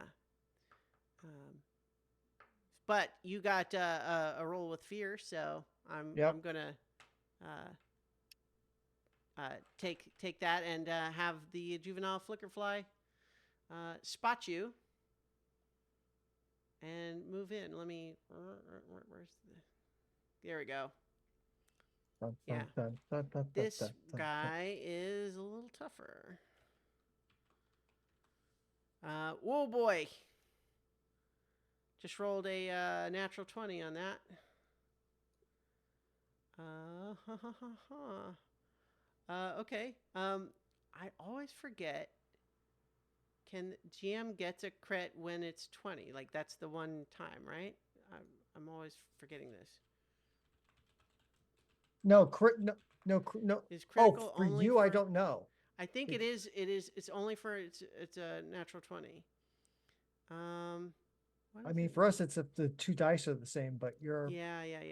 Only rolling- for But I roll a D20. I roll a d20. go a d20. So yeah. So Yeah. I think Let me find the rule, because I want to make sure I'm doing it right. This is literally the first time it's happened so far. Yeah. Um. Ha, ha, ha. Where? Okay. I'm not finding this the way that I would have hoped. Yeah, well, I mean, I'm gonna say it is a crit, and it works the same way as your crits do, um, which is you start with the highest possible value of the damage dice can roll, and then make a damage roll as usual. So the juvenile flickerfly is a rough enemy to have that happen on. So that means we're starting with 24 and then rolling 2d10 plus 4. oh lordy. Ooh. Which one of us was Or it attacking? Or was it attacking both of us? I think looks like Sue's closest in there, so she's probably getting it. Yeah. Okay. That's 37. As it just sort of swoops in, and it sort of just like seizes you Like you see that it's got like these spiky hairs on its legs that is it sort of just like grabs you, and then it tosses you and flips around, and it cuts you with its wings. Oh man. Okay. And yeah. Oh, that's definitely okay. So that my severe damage threshold is 13. So that's definitely Yeah. So this So is how does this actually work? The usually major damage, which is, or is the Severe which damage. Severe damage. severe, is 3, and that's the highest. Now it's an optional rule that you could have an even higher one than that, but that's not something that we've been playing with. So 3, you still would take 3 hit points. Okay. But worth noting that it's just like this thing hits hard. Right. Okay, so I will do 2 hit points and 1 armor. Okay. And ow, that hurt. You Mhm. little bleepity bleep bleep bleep and goblin. Yeah. Oh, look, I don't speak goblin. Yup. All right. So, Clem, what would you be doing next? You were going to look for the bristle, Yes. the beastberry thing. Yes. Okay. So, if you want to make a search for that specifically, you're looking for a 15. Alrighty. That's on a D20. Yeah. Oh, No, not a D20. You're Or is- doing your whatever your Yeah. your instinct or your Yeah, yeah. tracking roll. His instinct, yep. I don't know why my rolls are taking so long. Well, Oof. Okay. Isn't it Well, with hope? so it's with hope, but that's definitely a failure. You are not having much luck finding your beastberry bramble right now. Hmm. Meanwhile, Keep looking. Yeah. back up here, so Bright, you and Zeke see that your path has been blocked by this summoned ooze, and you've got these 3 other golden slime mold priests in here too. Yeah, 2 of them looking a little dizzy as they've been slammed against the wall by moose. Yeah. What do you say, Zeke? Can we get past this thing? Well,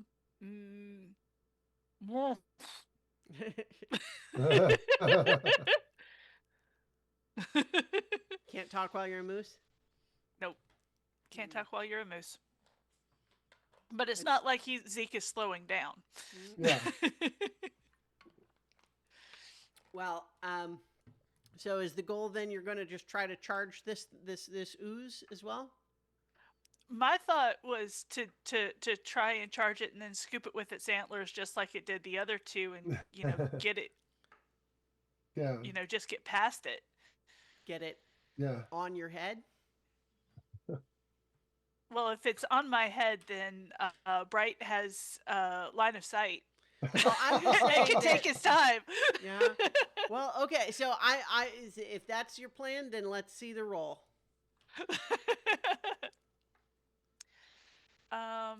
Let's see. I'm just saying that like it's not as easy to knock an ooze to Yeah. one side. That's 20 with fear. Okay. So I'm going to take that fear. So is this an attack, or you're just doing just a strength roll, just try to push it? So what I'll say is that what happens here is that you are able to basically do what I said, which is to sort of get past it, but now it's like on you. Yeah. Okay. Yeah. Like you've sort of like Right. shoved into it, and you just like it's just like glooped up onto you as a result. Uh-huh. So yeah, it's I'm gonna take that fear. And I will. It's fear. So you. Yeah, it's definitely on my time, and so yeah, the I think that what you find, Zeke, immediately is that it is oozing onto you, and where it's on your antlers, you don't notice this right away, but then as it's gooping down onto your head and on your legs where you sort of ran through it, it's starting to burn. Okay. And let's see. Yeah, so it's gonna, well, let me do a roll for it. Insert moosey sound of pain here.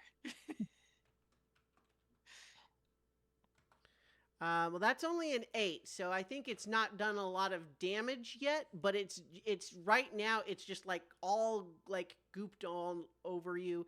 It's caught in your antlers. It's like smearing all over you. So it's like this is not trivial to get it off of you. Okay, so that is definitely in my minor damage threshold. I'm going to use my hope No. to 8 keep was up. to hit.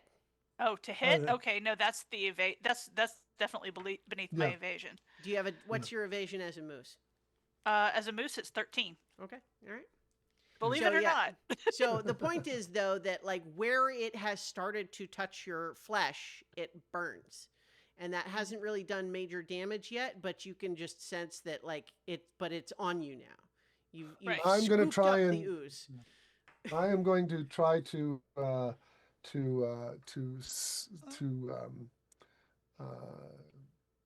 scoop the thing off of him. I should be clear, this is bigger than you may be thinking. This is you can't like this is not something you can hold in your hands. It's like a beanbag yeah. chair size. Yeah, I'm gonna like try to um uh, uh oh, to hell with it, now blast it with the wand. Yes. All right.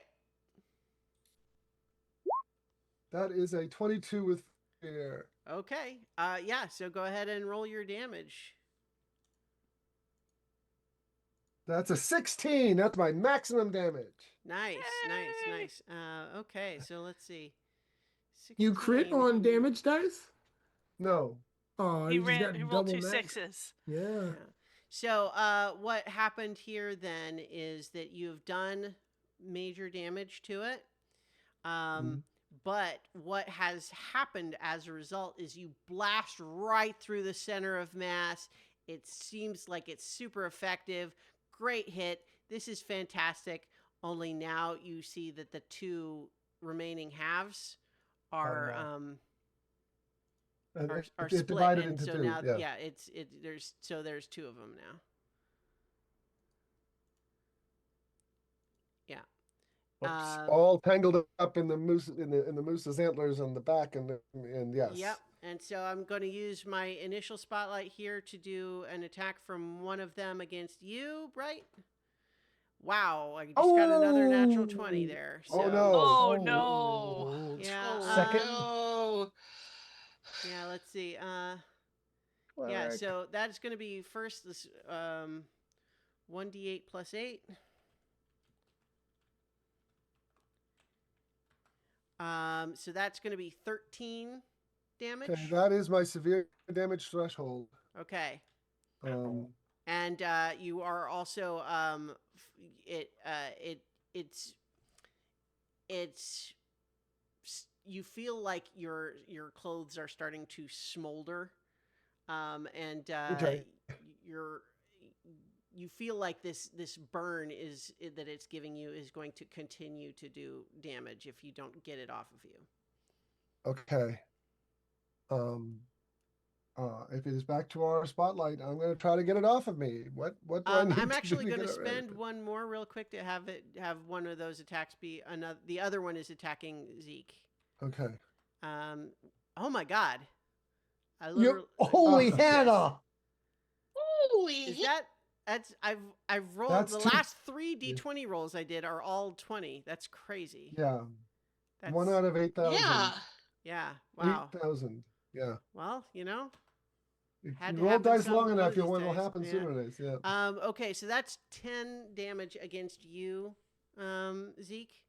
But you also feel like where it has sort of smeared itself onto you, not only did it just hurt you, but it will continue to hurt you if you don't get it off of you. Right. is this thing in the middle here, that waterway, does that exist You in know the what? cave? Sure. Okay. Because okay, so I kind of sort of have a plan, maybe. Okay. I'll go for it. If it's our spotlight, go for it. I don't have Yeah. any better ideas. So my first idea is to charge for the waterway and just like stick myself into it and dilute the ooze with the water and get it Okay. off. Use the water to get it off that way. All right. So go ahead and give me. I think it's probably harder to see, but so how about this? Because it's sort of like dripping down all over your face, it's a little harder to see. How about we get an instinct roll to try to get to the water and submerge yourself? Okay. And what we're looking for here is a 14 to do that effectively enough that it's you know, it's separated from you enough that it doesn't automatically continue to burn you. Okay. I'm going to spend my only hope and to use never gonna give you up, never gonna let you down.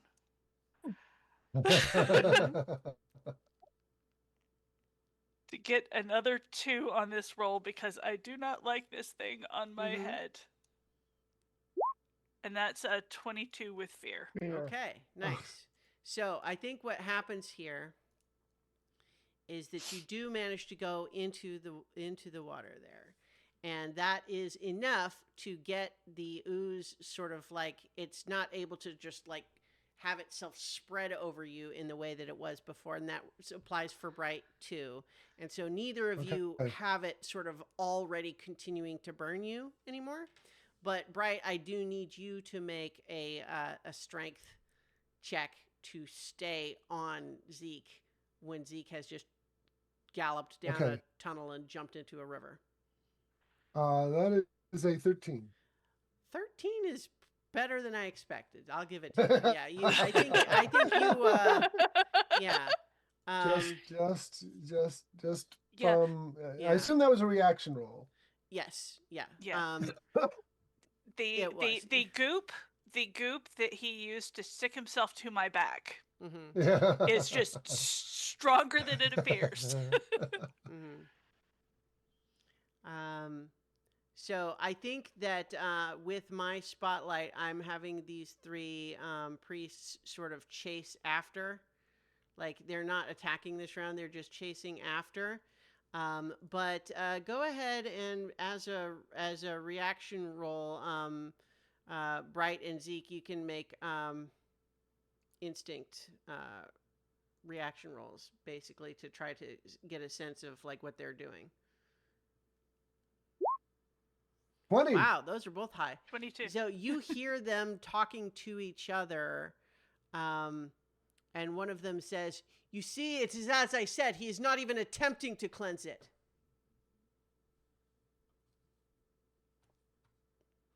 All right. So, you know what? Just for fun, I'm going to have Clem make a luck roll here. So just go ahead and roll your hope die. Just the hope die. You know what? No, never mind. Roll both die, and then if the hope is higher, then you happen across Bright and Zeke. And if it's not, then you don't. Like, because as we said, the caves are not really necessarily all connected this way, but they could be. So duality roll. Looks like the hope is higher. So I think while you did not find the beastberry brambles you were looking for, you hear some shouting, and I think you emerge from this cavern to just say, "Hey, wait a minute. Is that Bright riding a moose with some sort of a red slime all over them in a river?" Clem is just like, hey, how come you guys got to go for a swim? And what's that on your head? Um, and um, I'm not sure what they mean by cleanse, but I am going to try to remember some kind of prayer or something that would help me Mm-hmm. um, handle these slimes. Okay. That sounds like Um, perhaps a knowledge roll. Knowledge roll. Yep. Mm-hmm. So what's That's that? a 20 with fear. We're just Yeah, given the yeah. fear. So, but the 20 is certainly a good result, and I think that this is not a ritual you are familiar with. It is not something Mm, that you have been like taught as like a routine sort of practice. right. But you did notice how this slime seemed to be like an aspect of the golden slime, but corrupted or tainted in some way, Hmm. right? And so it occurs to you that what they had originally demanded of you is that you participate in some kind of a ritual. They seemed Hmm. ready to summon this thing, and it does seem to be Right. tainted in some way, and they're talking about cleansing it. So even though you don't specifically know an existing ritual that is for that, I think you at least can put it together now that that's what they were wanting you to prove yourself by doing. Right. All So right. I think Well, so that's yeah. you don't know a ritual to do that, but I think nonetheless it's a question of I could improvise something maybe. yes. You're Okay. like is Well, your your spotlight. faith and your knowledge sufficient to figure it out basically. So, but in the meantime, though, you rolled with fear, so I'm going to have the flicker fly attack Basilius. Ah, no. Yeah, Dodge, dodge, revolution. There we go. Wow, it only got a 5, so that makes up for 3 20s in a row, I suppose. Yeah, Uh, it misses. yeah. So I think that as it sort of leaves Sue briefly sort of stunned on the ground, it goes for you, but it's finding it difficult to maneuver in these tight tunnels. It doesn't have quite as much clearance as it needed to get to you, and so it's not able to attack you in this at this time. It's trying. It's trying for you. It's coming at you. Is it a melee range? Yeah. Like it's definitely was trying to come up and grab you, and it just couldn't quite get through because its wings need so much clearance. Okay. This looks like a tricky bugger. So Mm. I am going to spend a hope to use elementalist to add some lightning to my cinder graphs to try to get a wider range so I can this gives me a plus 2 to hit to get a wider range with the fire to try to burn it. So we'll burn electricity at the same time on this thing. Okay.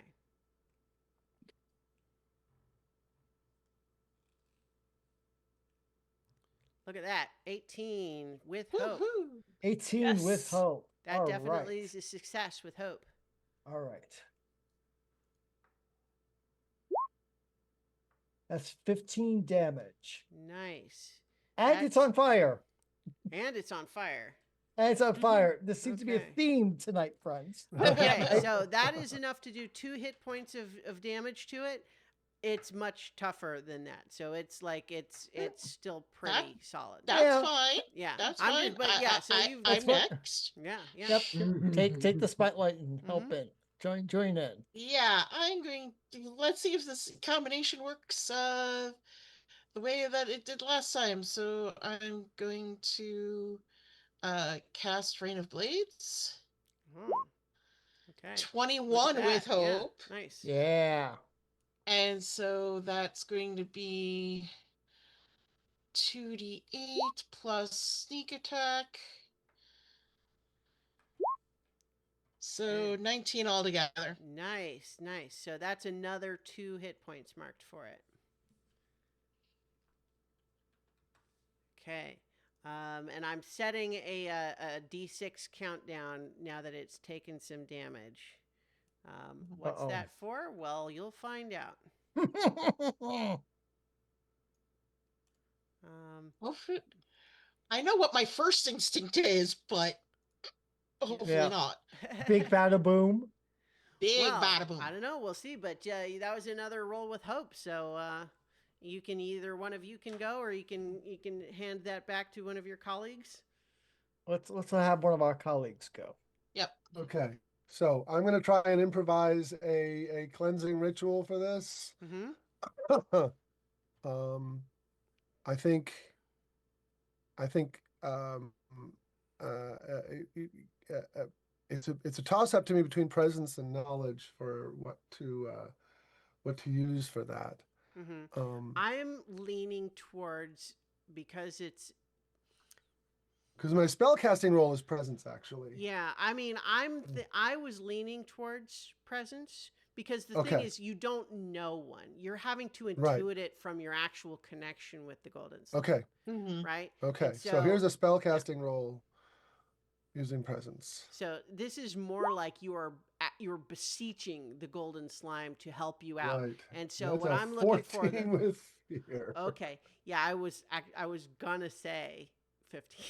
So Oh. so at least that Hold on. wasn't it yet. Hold on.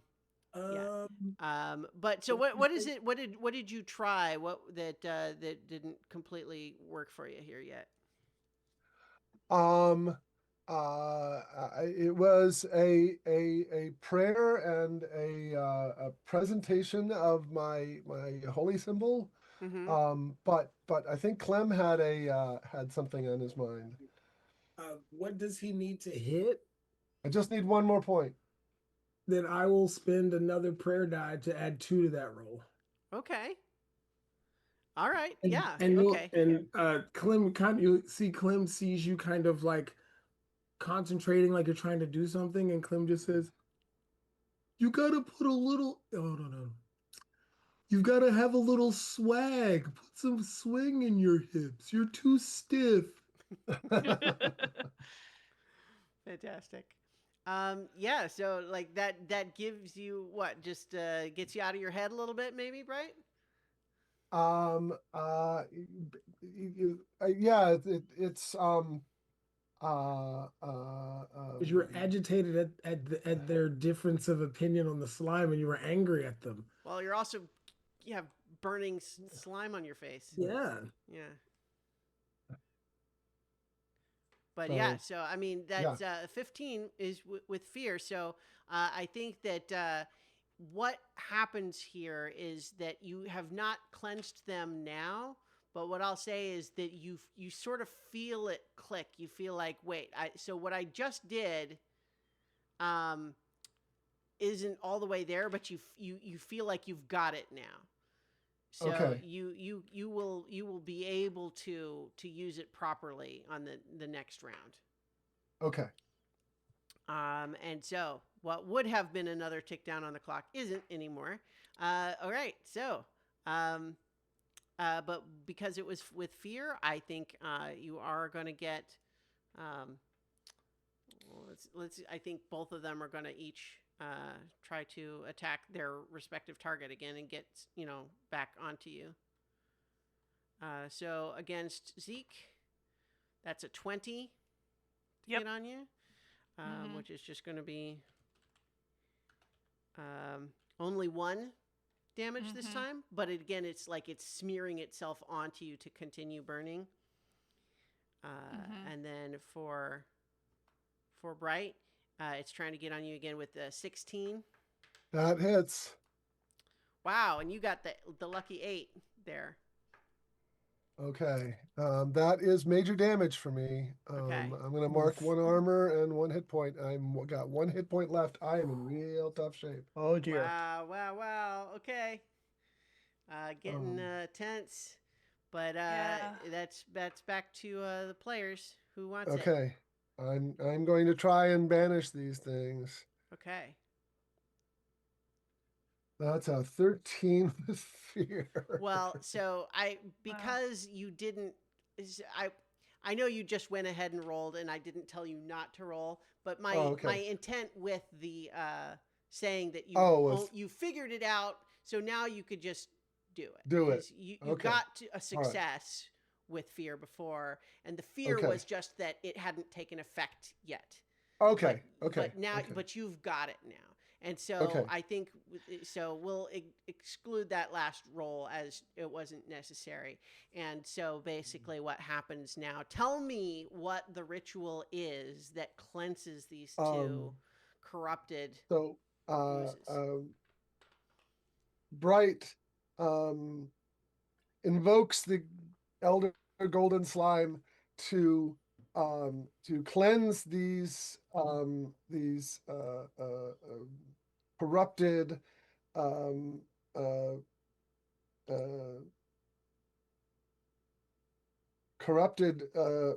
uh, daughters, and leave behind the sweet honey of his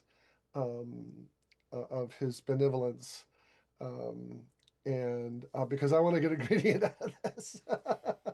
Mm-hmm. So I think that what happens here is that you cast this spell, and then you watch as you are able to sort of reach out and just by will alone seize the corruption within them and sort of force it out. And it's almost like they're sweating it out, and it's giving off this sort of this red, beads of liquid that's sort of collecting. Uh-huh. And you are going to get some ingredient out of that. My suggestion was that it's going to be like a hot sauce. Okay. Mm-hmm. All right. And so you're able to clear this hot sauce, and the two remaining now purified golden slimes both sort of like glom up on you, and they're just like hugging you in the way that like a like they're just like smooshing all over you. And I think if it Yes. weren't that they are aspects of the golden slime which you worship and you just helped them, like it might be scary, except that for you it's like oh yeah, like Yeah. a dog's kissing Yeah. your face. Yes. And you find that they restore 4 hit points to you. Oh, Oh, wow. nice. Okay. Yeah. Take it. Take it. Yeah. But also, as this is happening, you suddenly, Zeke, from your perspective, you and Clem see Bright's eyes just suddenly turn like they're like solid gold colored, and Bright, you suddenly have a vision of Sue and Basilius fighting the flicker fly. And it looks dangerous. Come save we our bacon. have to fight. We have to help Sue. Which way did they go? We'll. And so, like, as the slimes clear off of you and then slurp back down onto the ground towards those waiting priests, the priests stand there and just say, "Now, was that so hard? You really hurt my elbow when you knocked me into the wall back there." Yeah, Zeke Moose goes, tosses his head a little bit. All right, so congratulations, you have appeased the elders here. But now you know that your friends are in trouble. Yeah. And because I'm going to go ahead and say that you three can make. Tell me what check you want to make to try to see if you can figure out where to go to help out your friends. I could make a presence spellcasting roll to use the intuition that I've been Yeah. given to find the right way. Look at that. That's only 11 with hope. It is with hope. I think that what that just means is that I'm going to tick down the counter clock. Oh no. Okay. But you know what? Never mind. I'm not going to do that because I said failures with fear is what would do that. So I think what it just means is that you are going to just realize that you're The vision is not gone. nearby, and so if you know where to go, but it's far, and so you're going to have to like hurry there, and so another roll would be necessary to reach them in a timely fashion. But in the meantime, you got a failure, so we're back on my side. Month. And Yeah. the two of you there, you've got this flicker fly, and it sort of hangs back, and it seems to be like doing this strange sort of anticipatory maneuver, like it's hovering back and it's just giving you like this really sort of complicated stare, and then it darts forward in like a super precise move. What it's Okay. doing is it's marking a stress to use its peerless accuracy. So I'm going to roll a d6, and if it's a 4 or higher, then your normal evasion will be halved for this attack. Oh god. Okay. But it's only a 3, so your evasion is going to be the same, but it is attacking you, Sue. Okay. And it got a 15. Let's see. That's close enough that I'm going to I've got a rogue's dodge, spend Okay. 3 hope to gain a +2 bonus to your evasion until the next time an attack succeeds against you. Okay, yeah. Is that a reaction That thing? well, it doesn't say one way or the other. I'll allow it. Okay. So now my evasion 16. Nice. So what do we get, like a bullet time move here? Yeah. Yeah, love it. Fantastic. So I think that it darts at you, and for a second it looks like it's just gonna just absolutely nail you to the wall here, but then you get the bullet time slow motion thing where it just zips past you. Can't touch this. Yep. Okay. All right. So let's who do we want to give the spotlight to the folks hurrying to catch up with you, or someone here fighting the flicker fly? I was gonna say, do we get there? Can we make it there? Well, yeah, I let's think get the spotlight to them to Yeah, get a chance to so- get them here. So I works think best. that so if you want to do that, then I think that let's have it be a group agility roll.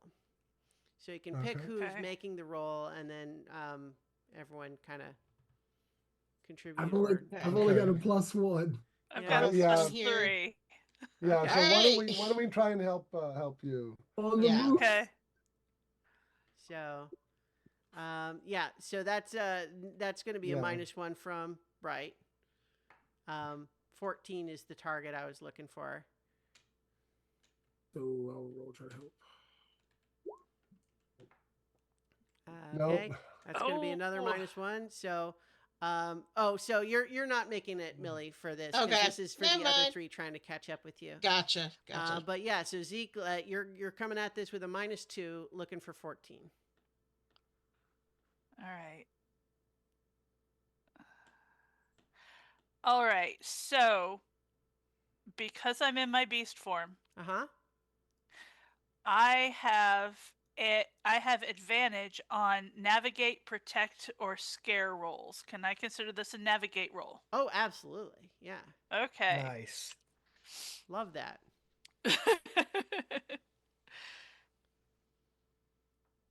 Oh, that was with hope. Whoa! Holy Wow! Holy Burning with fear. Okay. So here's what I think It happens. might be with fear, but damn. Yeah. Yeah. So here's what I was thinking. Clem Jr. got his skateboard back from the fungus thing. He's holding on to my tail, and I'm running with Bright on my back. I'm skitching behind a moose. Mm-hmm. Yes. What song is playing while we watch this happening?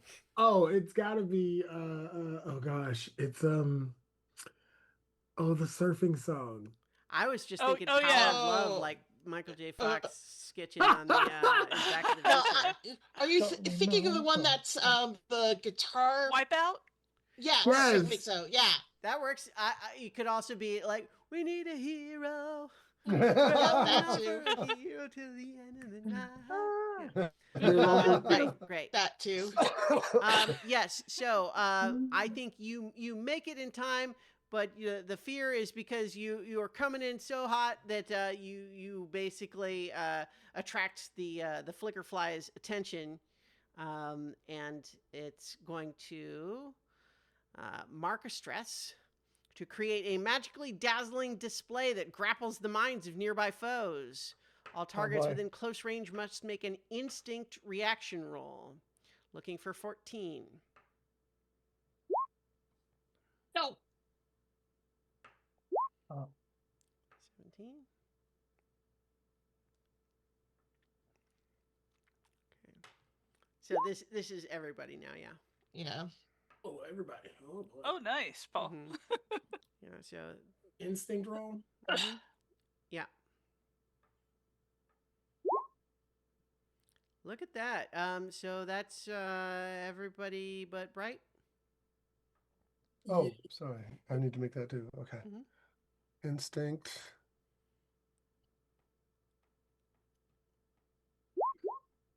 Okay. So So Bright and Sue fail. So I get one fear for each that failed. So uh, I'm full up. So it's just moot anyway because I'm not. So in any case, yeah.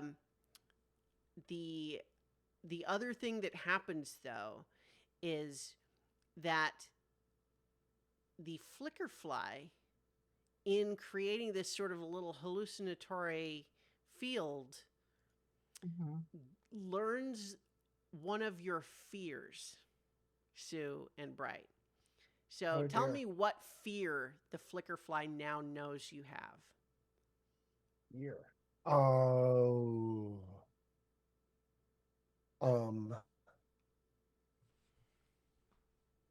Ah. Well, I mean, that this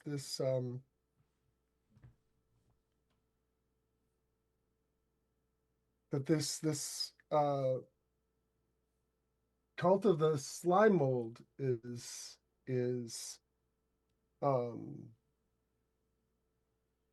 has some real truth behind it, Hmm.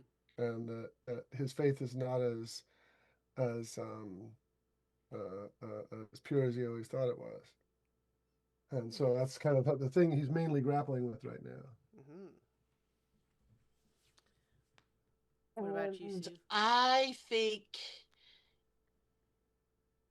that all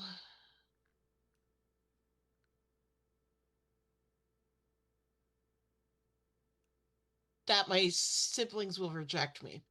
Oh. I've done all this stuff to like protect them and whatnot, and they'll reject me. Okay. Great. So I think the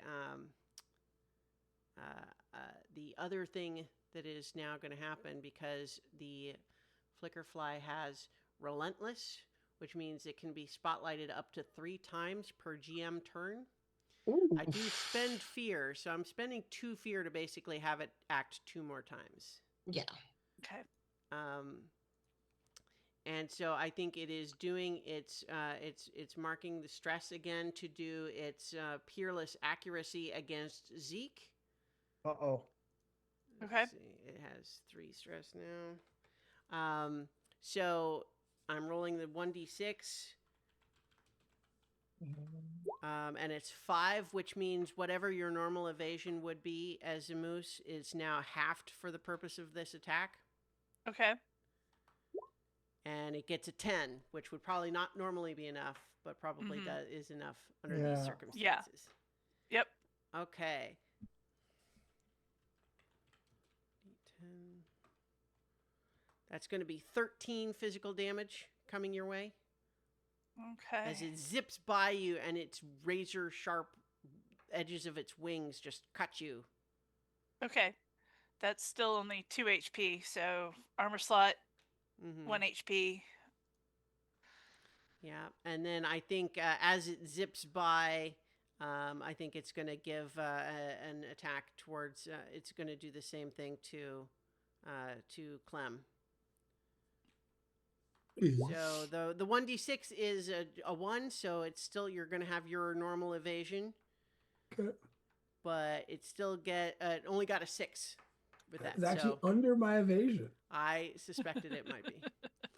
Not by much. Clem is utterly slow. You've got the high armor thresholds, but low evasion. Yeah. Okay, cool. So in any case, yes, it's zipping around, still acting very aggressive, but now the party is back together. All right. The rest of you have to just assume that the moose is probably Zeke. I know the moose is Zeke.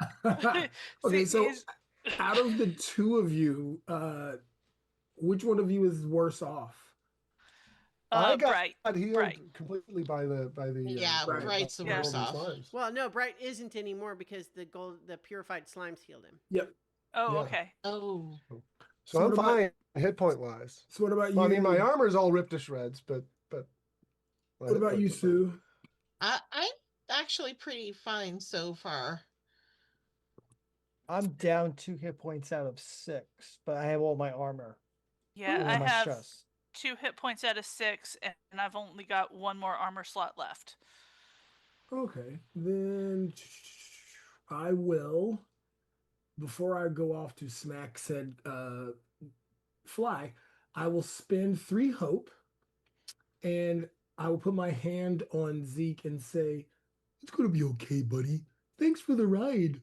And you will heal a hit point. Thank you. Nice. And then I will I will hop off your back, and you'll see him brace himself with his hammer, and he whips the hammer at the fly, and you see it glint with a holy light of sorts as it leaps from his hand. Nice.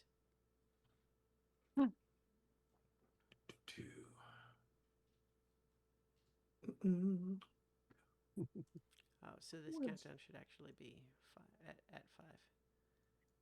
It's just the attack roll that takes forever. Yeah. Oof. Oh boy, yeah, an 8. That's a failure with fear. Oh, So I'm counting down our timer to 4 And I think we're about to get what do we need boomed. to hit this thing, by the way, guys? Do we know? This thing needs a 14 to hit it. Ooh, yeah, I can't make that happen. Right, it's up. Right, Yeah, I can't so do anything. It's up. Yes. So I think it is in reaction to you swinging the hammer at it. It is going to now attack you again, Clem. Sure thing. I think it is not doing its peerless accuracy this time, just regular attack. But it's only 5. All right, yeah. It's in avoiding your hammer swing, it was, couldn't attack you as cleanly as it wanted. Right. Well, this looks like it could be tougher than I thought for a big bug. Yeah. So. All right. Who wants the spotlight? I'll take it. Who wants to tag team with me? We should. Because I've got the hope. I do a lot of tag teams, so Yeah, I've got the hope. Yeah. Well, I have the hope to spend because I'm the one making yeah. that. Alright, So, So just pick somebody. Just pick somebody. Yeah, good. okay, I'm going to go weird and going to pick Zeke. All right. Magical electrical moose horns. Yeah, basically, yes. I think that's the actual idea. Nice. I'm gonna elemental breath this thing. Like a Jacob's ladder. That's the idea. Yep. Oh, it's like a taser. It's like a little stun gun. Yeah, That's what you can call this. That's what you guys can call this tag team move, Moose Stun Gun. Yeah. Moose stun gun. Okay, so right. So I really spend hope the it works now. I do too. I spend the hope. I have no hope left, and I will elemental breath and hope this works. Okay, it's a 23 a 23 with is going to fear. hit. It's with fear, but let's Right. see how Let's what see what you get. your attack does, Okay. Zeke. Look at this. 18 with fear. Also with fear, so the 20 it's definitely going to hit. It's with fear, but go ahead and do your attack team damage. Okay, I do 13. Ooh, I do 15. 28. First of all, it takes damage again, so I'm counting down its little d6 timer. 28 is enough to do major damage to this big boy. So that's another 3 hit points, and it's not down yet, but that's a significant hit to it. Like I think it sort of seizes up and sort of like it sort of zings away into the wall and sort of falls to the ground and sort of flops around for a little bit before it rights itself. And that definitely was a solid hit on it, and it didn't like that at all. But because it was with fear. It is going to now, let's see, will it get to do this thing before?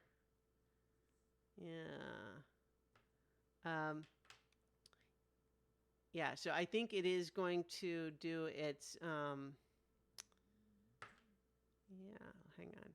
on.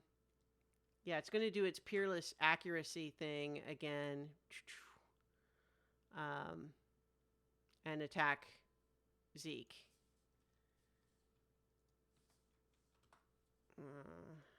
So rolling 1d6. It's a 2, Yay! so normal evasion, but that's a 15. That will hit. Yeah. So that's going to be 14 physical damage coming your way. Okay. And that is my last armor slot. All right. Okay. And I'm going to spend its another fear to give it another couple of attacks here. Yeah. It's darting out, attacking everybody. So this one's going to be against Sue. Okay. 18 to hit. All right. That will hit. Ooh. Severe Hits like damage. For another 16. I'm going to spend a stress to use a spells cast reaction roll Actually. Oh. because Hold on. an ally took damage, Mm-hmm. and so this is a reaction roll. That's a 22 Wow, it's a crit. crit. It's a crit. So I'm not What's sure that? if the reaction rolls can crit. Yeah. Well, it's a spellcast roll, though. So, what is it? Hideous Retribution. Yeah, it does 5. It does, ordinarily speaking, it would do 5 damage. Okay. So, but I think it's a crit. Yeah. Okay, Because so it's a then that would be spellcast roll. 11. Yeah. Sorry, that would be 17, right? 17. Yeah. 17 is 2 hit points for this guy. It is not down yet, but it is clearly very very hurt. What does that look like though when you do it?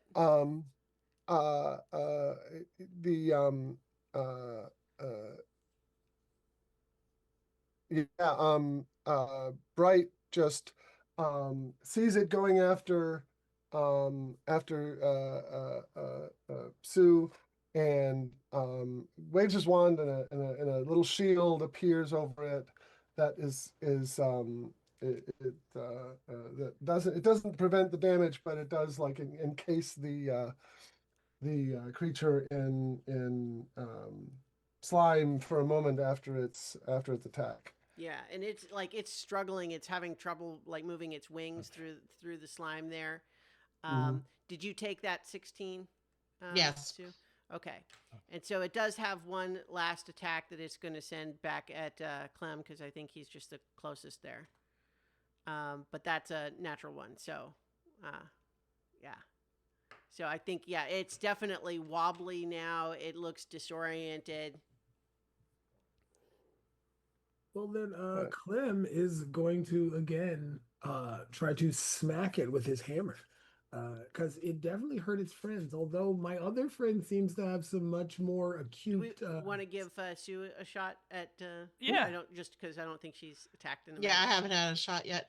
I'm just going to let's see. Rain of Blades. Rain of Blades. Rain of Yeah, Blades is spend up. my last hope Okay. and We are all hopeless. roll 16 to hit. 16 hits. Yeah. So that, and I still get sneak attack because we're all hitting it. Mm-hmm. So total of 19. Yep. How does your Rain of Blades finish it off? Hopefully it doesn't end with an explosion. Because No, no, that's not okay, what the good. countdown was for. Oh gosh. You guys, it didn't get to the bottom of its countdown because you guys just like you kept hitting it like hard. Yep.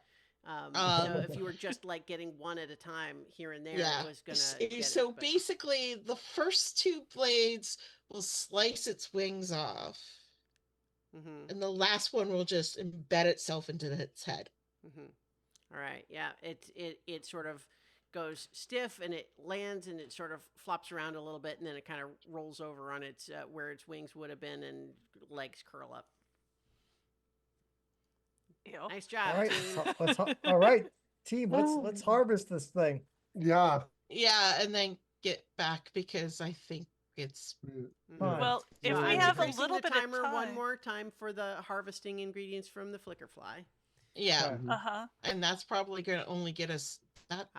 From the chat, we Well- had a good suggestion from the song earlier of "Born to Be Wild." Yeah. Oh, nice. Yeah. Yeah. Yeah. That's a good one. That's And a don't good forget our choice. hot sauce.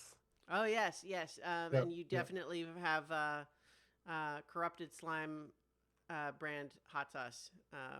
That's Okay. it's a special property that you can apply to any of the ones that you want that make it spicy. So it's not an ingredient in the same way that the others are. You just either put it in or Okay. not to make it spicy. Okay. I don't have any hope left to use Butcher on this thing, so am I the best? So probably someone with finesse is probably a better person to cut it up the That fly. I've got the +3. I think Yeah. you're the person to cut up the fly then. Okay. All right. Look at that. 11 with hope. Yeah, so that is going to still be 2 ingredients. And so go ahead and take your hope. And I think that the flicker fly here, I think, is going to give you. I'm going to say 1 sour, 1 salty. All right, one Okay. sour. All right. Okay. So your time is currently at 3 out of 12. So Yeah. you maybe have enough time to do a little bit of bloom hunting if you want. The normal amount restriction on how many ingredients you can carry is temporarily Yeah. waived because Increased. you've got Yeah. like special little Gathering pouches. yeah, like little satchels, yeah, that are part of the competition. Yeah. Okay. Yeah. So, yeah, blooms at this point probably not a bad idea. So from my count, looks like we have 5 savory, and we've got 1, 2, 4 salty, 2 sour, 1 weird, 2 sweet. So we could use a little more sweet. We've got a lot of Yeah. salt. We got a lot of savory. Mhm. Yeah, we have three. Well, no, the three we have at least 3 sweet from The- No, from the Right. fruit because the bats. fruit Okay, bats gave us you 2 sweet, chose 2 to do savory. 2 savory and 2 sweet is Two what sweet, you yeah. Okay, chose. okay, okay. Yep. And then the flail fungus only gave us 1 sour, 2 salty, and 1 weird. Yeah, And the Okay. bear gave us 3 savory, 1 salt. right. Okay, so yeah. If you decide to go looking for blooms, the way that we'll do, the normal way is that you just roll, and whatever you roll will tell you what flavor you get. Okay. But I'll Just say a that if just you a want to look for duality a roll. specific one, what I would require is I'll say if you want to look for a specific one, you need you would do okay. You do a duality roll, and your hope die would determine. Um, let me think. Let's see.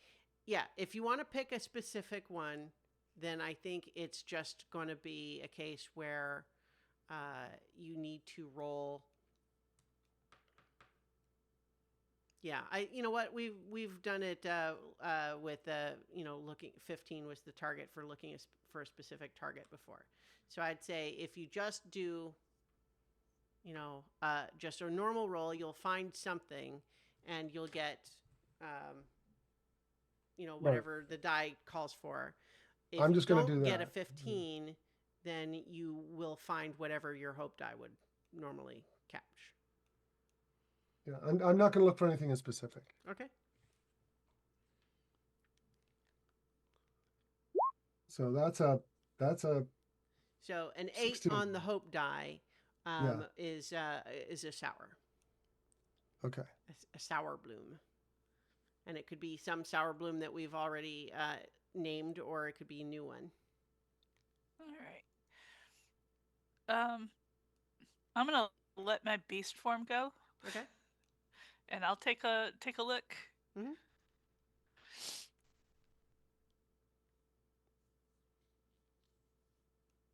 Although,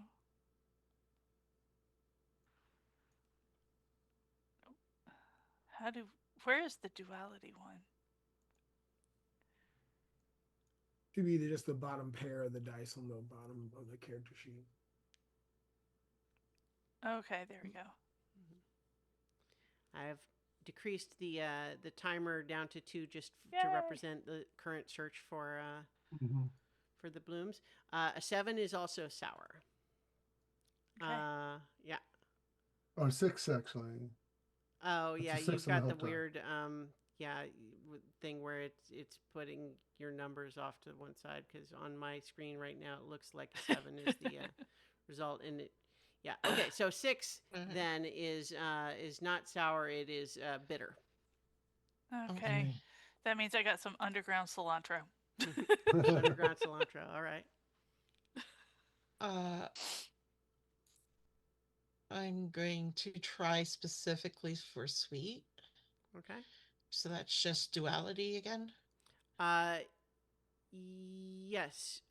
But yeah, if the total is, well, no, so you can do a search like when you were searching for a target before to try to find the specific thing. And if you get 15 or higher, then you find it. If not, then you get whatever your hope die would have found. Assuming you want to still get something. Yeah, and I'm going to use hope to do where to blazes did you go for my searching, and I'm searching it just occurs to specifically me for sweet. You shouldn't also get the default one because if you're trying for a certain thing, that's a risk to get a certain thing, and you don't also get I already I've fine. adjusted. Okay. I was just my original idea I think was still going to give you something even if you didn't find the thing you were specifically looking for, but otherwise there would be no. Gotcha. So you got a 16 though, so that's going to be a success. So what were you looking for? Sweet. Okay, so I think what you find maybe could be some some sort of a giant mushroom that gives off sap. Yep. All right. Yeah. All right. And so let's see. We have 2 more bloom attempts here. Okay. So where is this duality die? I'm not seeing it. If you click on the bottom left of your character sheet, Oh, where your roles pop up, oh, if you click on the dice, Oh, there's a oh. right beside it. There's a duality. duality. Yeah, Give it a shot. and there's another one that you can Mhm. actually like pick. Like if you have to roll another d10, then you can All right. pick a d10. So were you looking It's for neat. a specific one, Basilius? No, Okay. no, I was not. So you just got 11 then is going to give you weird. Found a weird ingredient.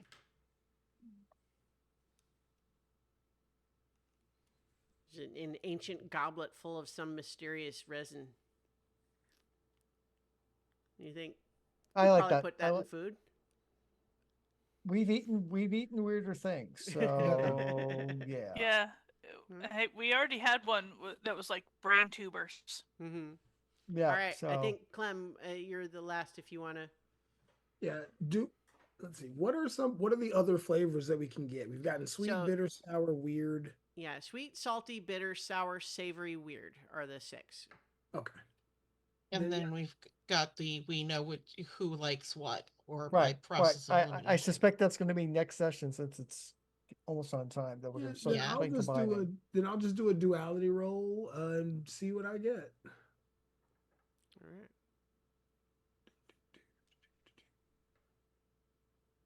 Taking forever.